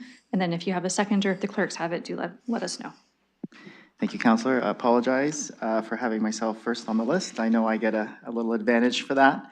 But I just wanted to kind of make just little remarks, and then, because I do have a motion, so just to set things straight. So I'll start with the Accessibility for Ontarians Act. I like the alignment of that. I think that is very good. The waste and litter management plans, very good. Safety and security plans, very good again. And the single point of entry for booking for clear timelines and things like that, and the events promoting public and active transportation, very good. I like that. With the water bottles, another big thing. I know I've had a little bit of communication with water bottles. I like to see that. I only have one issue with the policy, and I'm sure it's known because I think I was on the news on it, but I haven't read that. And it was with respect to that extended period for the sound policy for special events, amplified, non-amplified sound for those locations of Victoria Park, Harris Park, and Dundas Place. I'm not willing to support that. I have had an influx of communications since the time that the report came out till now, and I'm sure there's more that came through during this meeting saying that they don't support that either. So I do think it might be wise to maybe engage with the neighborhoods and the associations around those specific areas. I do see that this report, it did engage people. It did engage the external interest holders. It did engage event operators, cultural groups, internal groups, and regulatory bodies and interested organizations. I would just like to maybe also engage the community and neighborhood associations and generally the people who live around the area. I do think that they would have a very good, or we would have a very good input on that. I know myself, I calculated this out with Google Maps. I'm about 900 meters from Harris Park. I am hard of hearing and I can hear Rock the Park quite well. And I do also, we have had experiences in my household with our child not being able to sleep, and that does affect us the next day and possibly 2 days after. And there are many families between me and Harris Park. We got Blackfriars between us, we have Wellington Road between us, we have the Kinsman area neighborhoods between us. So I do know that maybe we should engage with that. So my motion that I've submitted to the clerk, and hopefully the clerk can put up for everybody to read, would basically be just that, for civic administration to be directed to hold a community meeting with residents and neighborhood associations near Victoria Park, near Harris Park, and Dundas Place to address the impacts of changes to the special events policy on their neighborhoods. So I would move that. I would hope to have a seconder on that. Okay. Just for clarification, Councillor, is your intention for each of these meetings to be one meeting with residents versus 3 meetings? I think one meeting would be good, and that would not be the public participation meeting that would be triggered by a bylaw? It would It not would be a separate meeting? It's Okay. looking for just the community engagement with those stakeholders in the near vicinity for those 3 locations specifically. Okay. Councillor Trousa, you had a procedural question on this? Not seconding. Before I decide to second it or not, I'd like to know if that could be included in the public participation meeting, but more specifically, is this going to hold it up? I want to make sure that this project is in place for next year's, well, Rock the Park, to be very frank, because I think there's some changes in here that are very, very important to get through. I do not, shoes on the other foot from where it was before.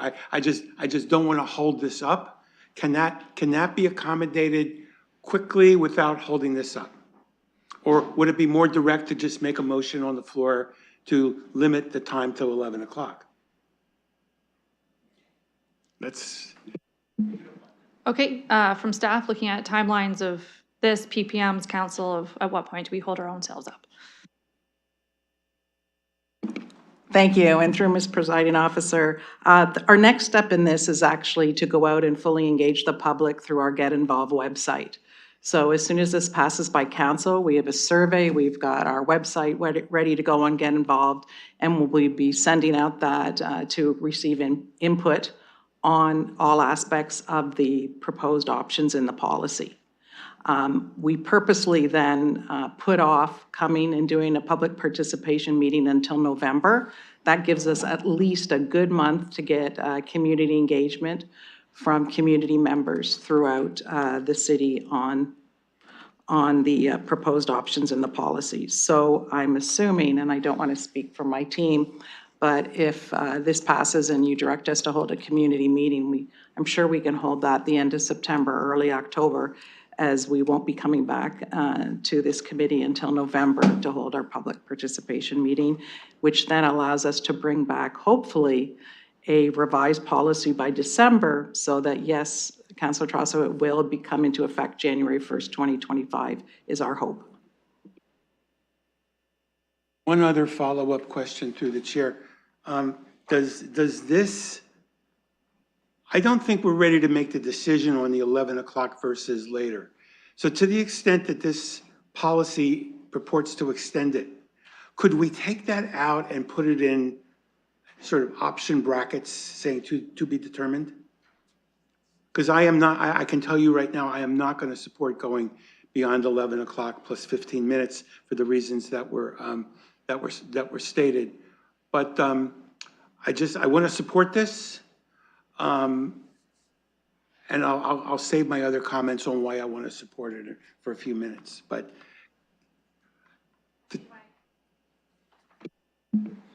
Sorry, to staff.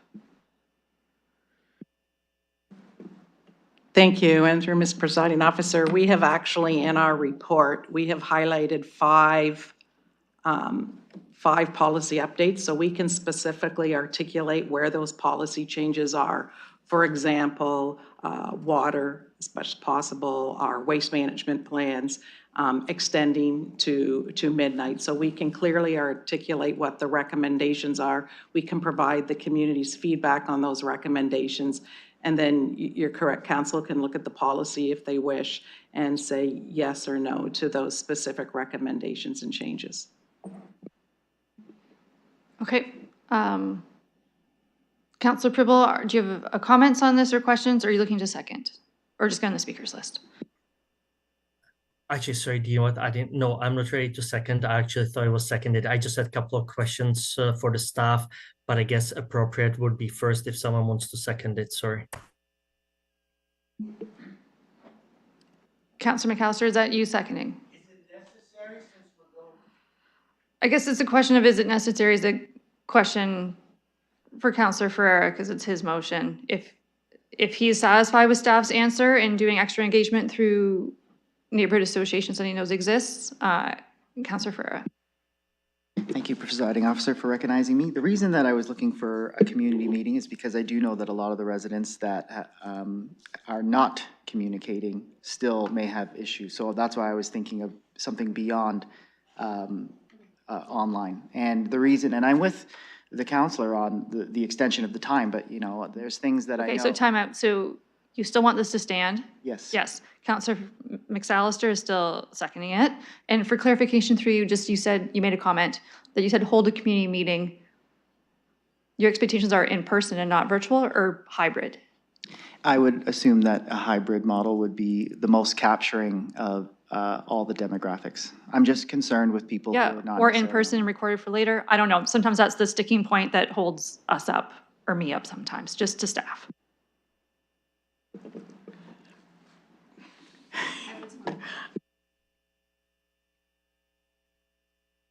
See a sticking spot to staff. Yes, thank you. And through the chair, hybrid would be fine. We'd be happy to accommodate that. Thank you.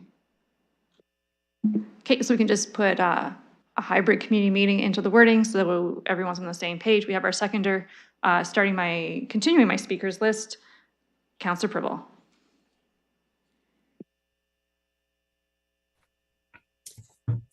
Thank you, and through the chair to the staff. I know it says Harris Park maintains a limit of 12 days. 12 days. Can you please let me know how many events are there currently? And also it states Victoria Park 9 days between Sorry, June Councillor 1 Pribble, strictly on the amendment on the floor. We're not to the whole one yet for all the questions. I think we all have our list of questions we're waiting on. It's strictly the one that's in e-scribe. Not sure if you'd see it. That was Councillor Ferreira, that a community meeting be held near one meeting for the neighborhoods around Victoria Park, Harris Park, and Dundas Place.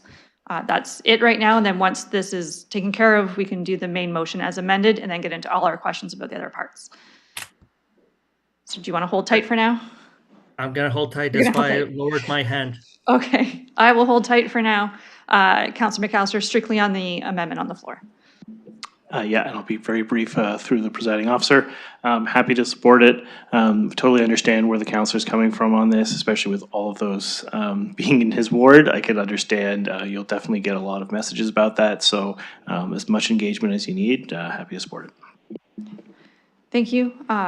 My brief comments are, as much as we think it's a downtown thing, for whatever reason, the geography of the city being bowl-shaped, the river, whatnot, Ward 12, this comes, I could sing in my backyard, and I'm Warrencliffe and Southdale area. I do not always enjoy it. Nor do my children when they ask you to stop and you can't make it stop. Councillor Pribble, you're just on the main speakers list, or do you want to get in on this? I'm actually You're gonna get in on it. Okay, go ahead. Yes, I will.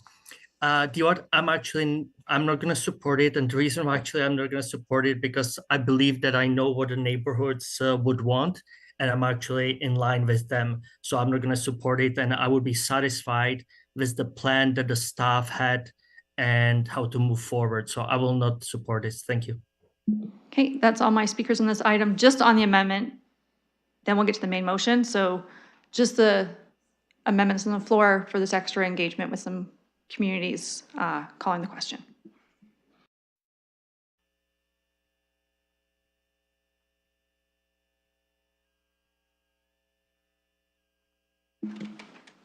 Closing the vote, the motion carries 4-1.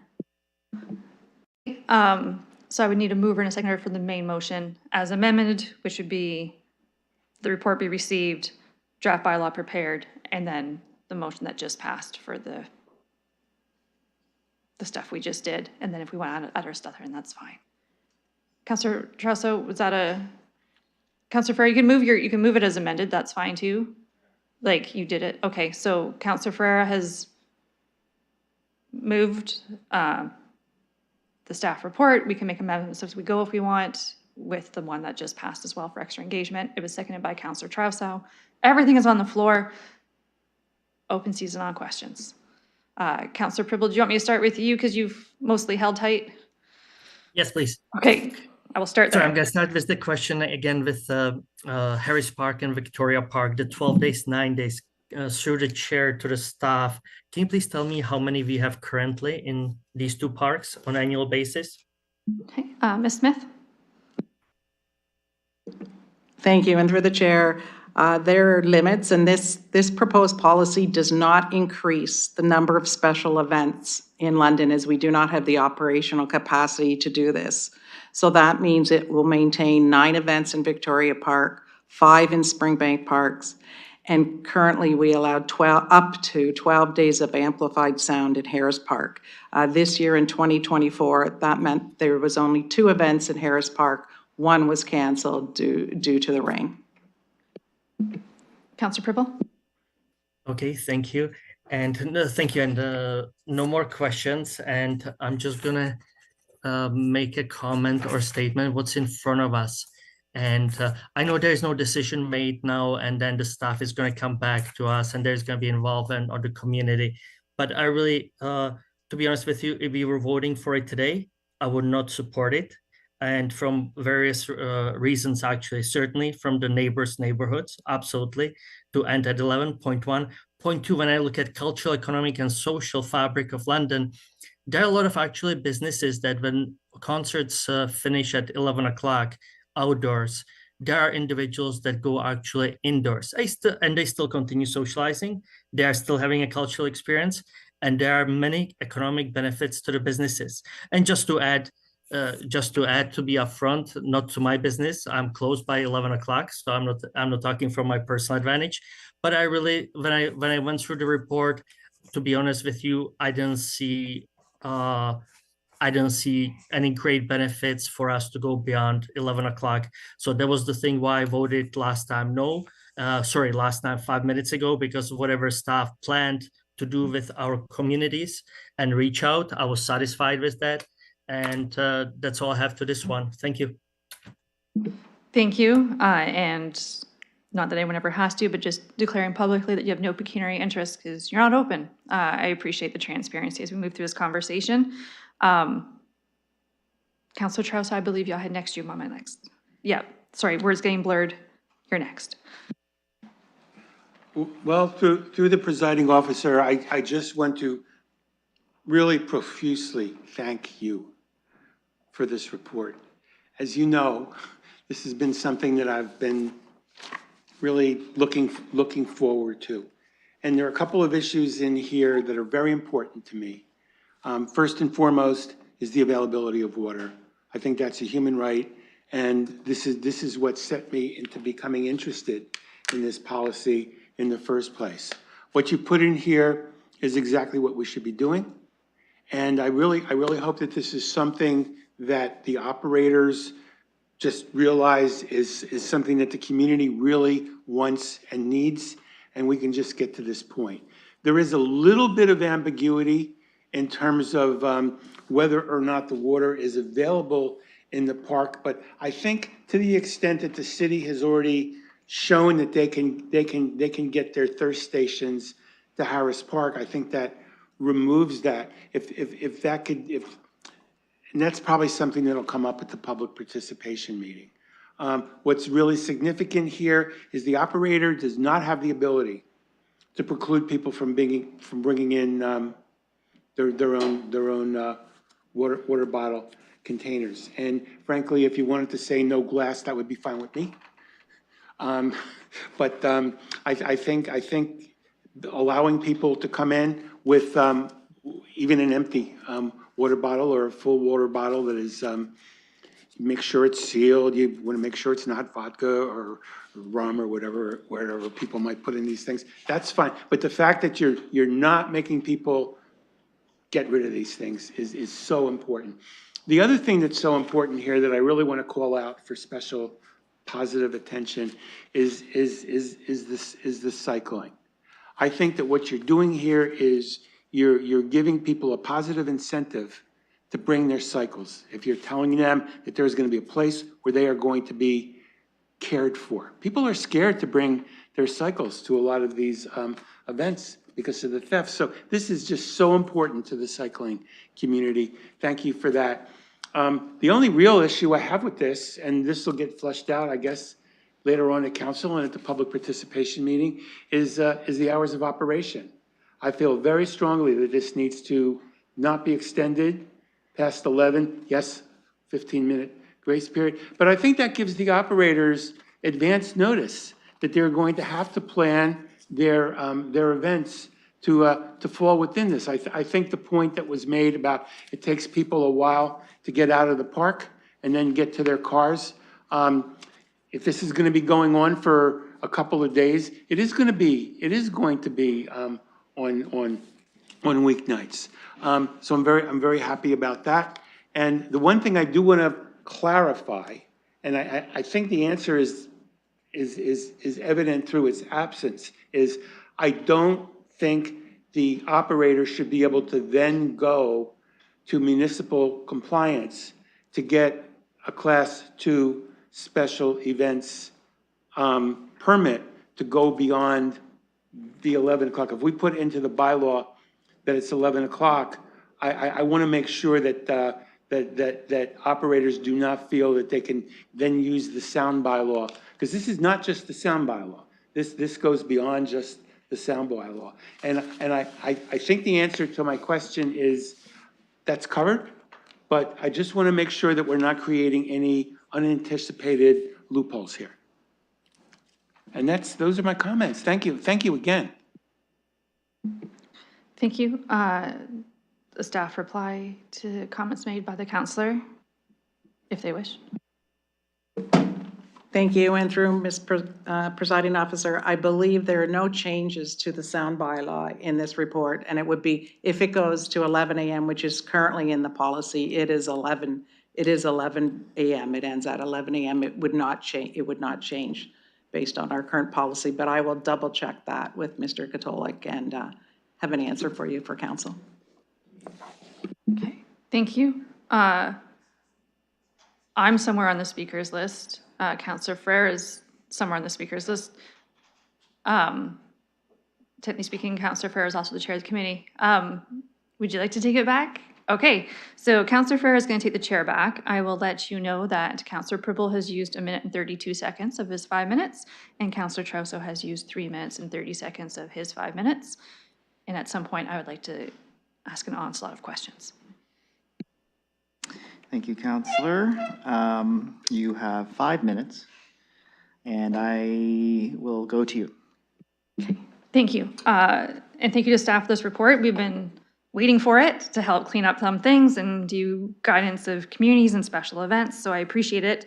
My questions are random and throughout the report, so I will start in numerical order. On page 51, it was the specific policy updates that the events must be compliant with the AODA, so Accessibility for Ontarians with Disability Act, which is great. Just, are our parks fully compliant themselves? I know sometimes walkways get underneath water, or I know Victoria Park, at one point we put the stones along the pathway. I've had my own issues with the rocks with children and not paying attention. Is that still compliant? Like, is our park facility compliant before we even ask others to be compliant? Thank you, Councillor. Ms. Scheer. Thank you, Mr. Chair. I can start, maybe Mr. Yeoman may wish to add to that. All of our parks are designed and managed with respect to the current legislation for compliance. There are certainly temporary conditions that would restrict access. That can include snow, ice, flooding. Those are not covered under the Act because they are temporary conditions versus design conditions. That would also apply in the case that perhaps the turf or other surfaces are interrupted by damage, those sorts of issues.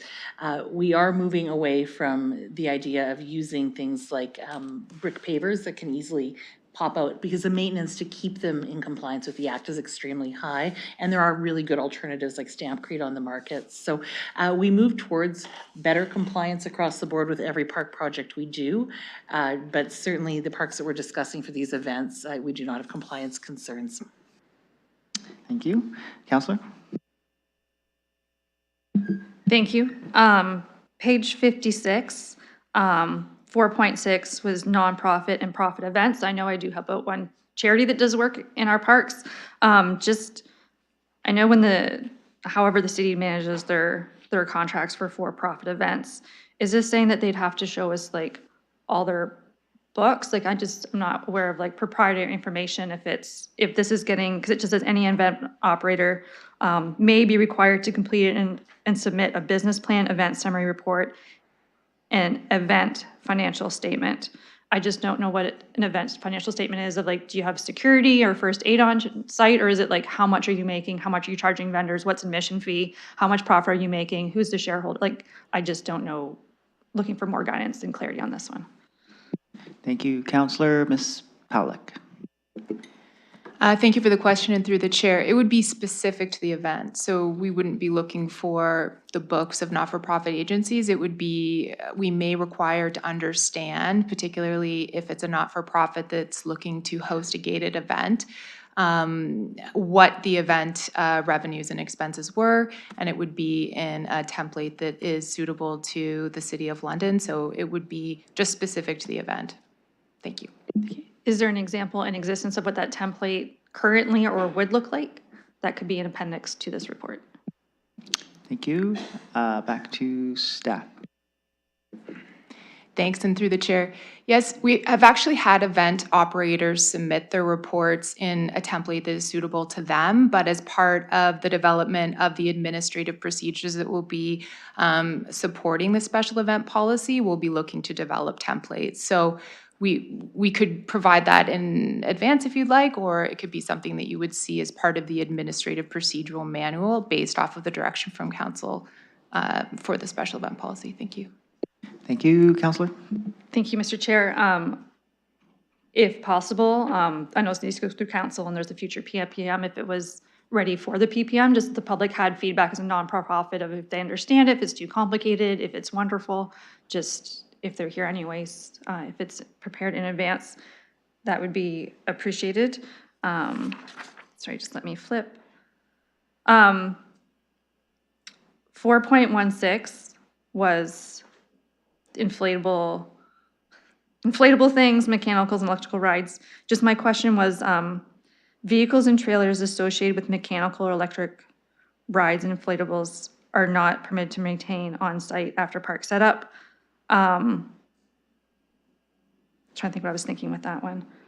I was thinking like if, because there was other stuff on vehicles not staying on site, that if someone had like a vehicle or a trailer that was like a cooling center for staff, but it's a vehicle or a trailer and it's electrical, does this prohibit it from staying on site? Just sometimes there's like first aid trailers or tents that are just looking for clarification. Thank you, Councillor. Ms. Smith. Thank you, and through the chair. This specifically tells it within the park on the grass. For example, when it allows, so our rides and our trailers can be on the roadway. And often what event operators do, work with the special events team and close down a portion of roadway. So that would be where the mechanical rides, any of the trailers that are required, especially for food events like Rib Fest. Thank you. Back to you, Councillor Pelosa. Okay, thank you. Yeah, I'm just trying to balance out when you see the big events that we enjoy downtown versus the Canada Day celebrations in parks of lots going on with different people and different providers coming into the city. I think I have one more. Just, oh yes.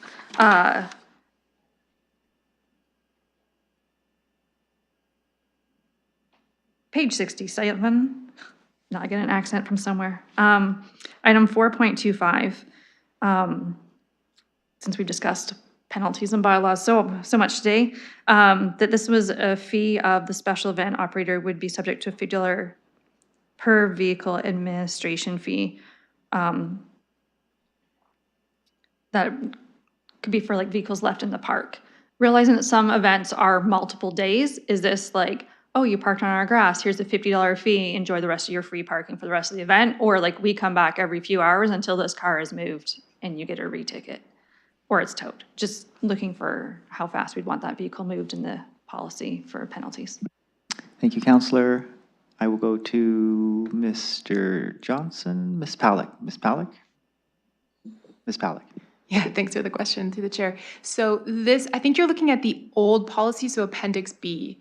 So that is not in the proposed changes for Appendix A.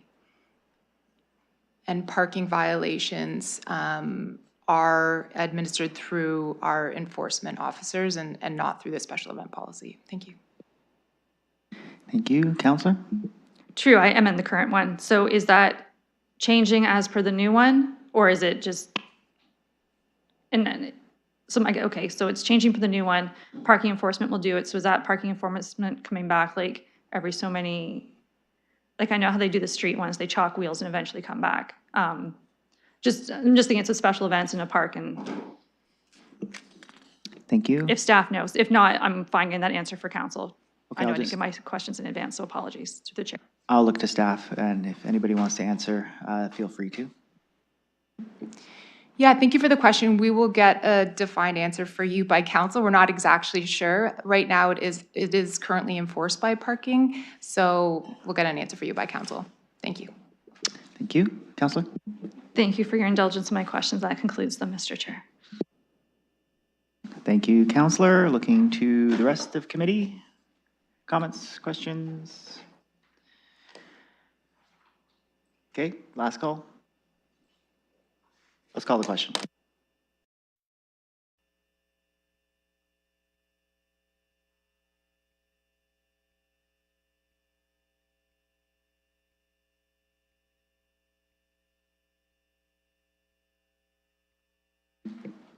Closing the vote, the motion carries 5-0.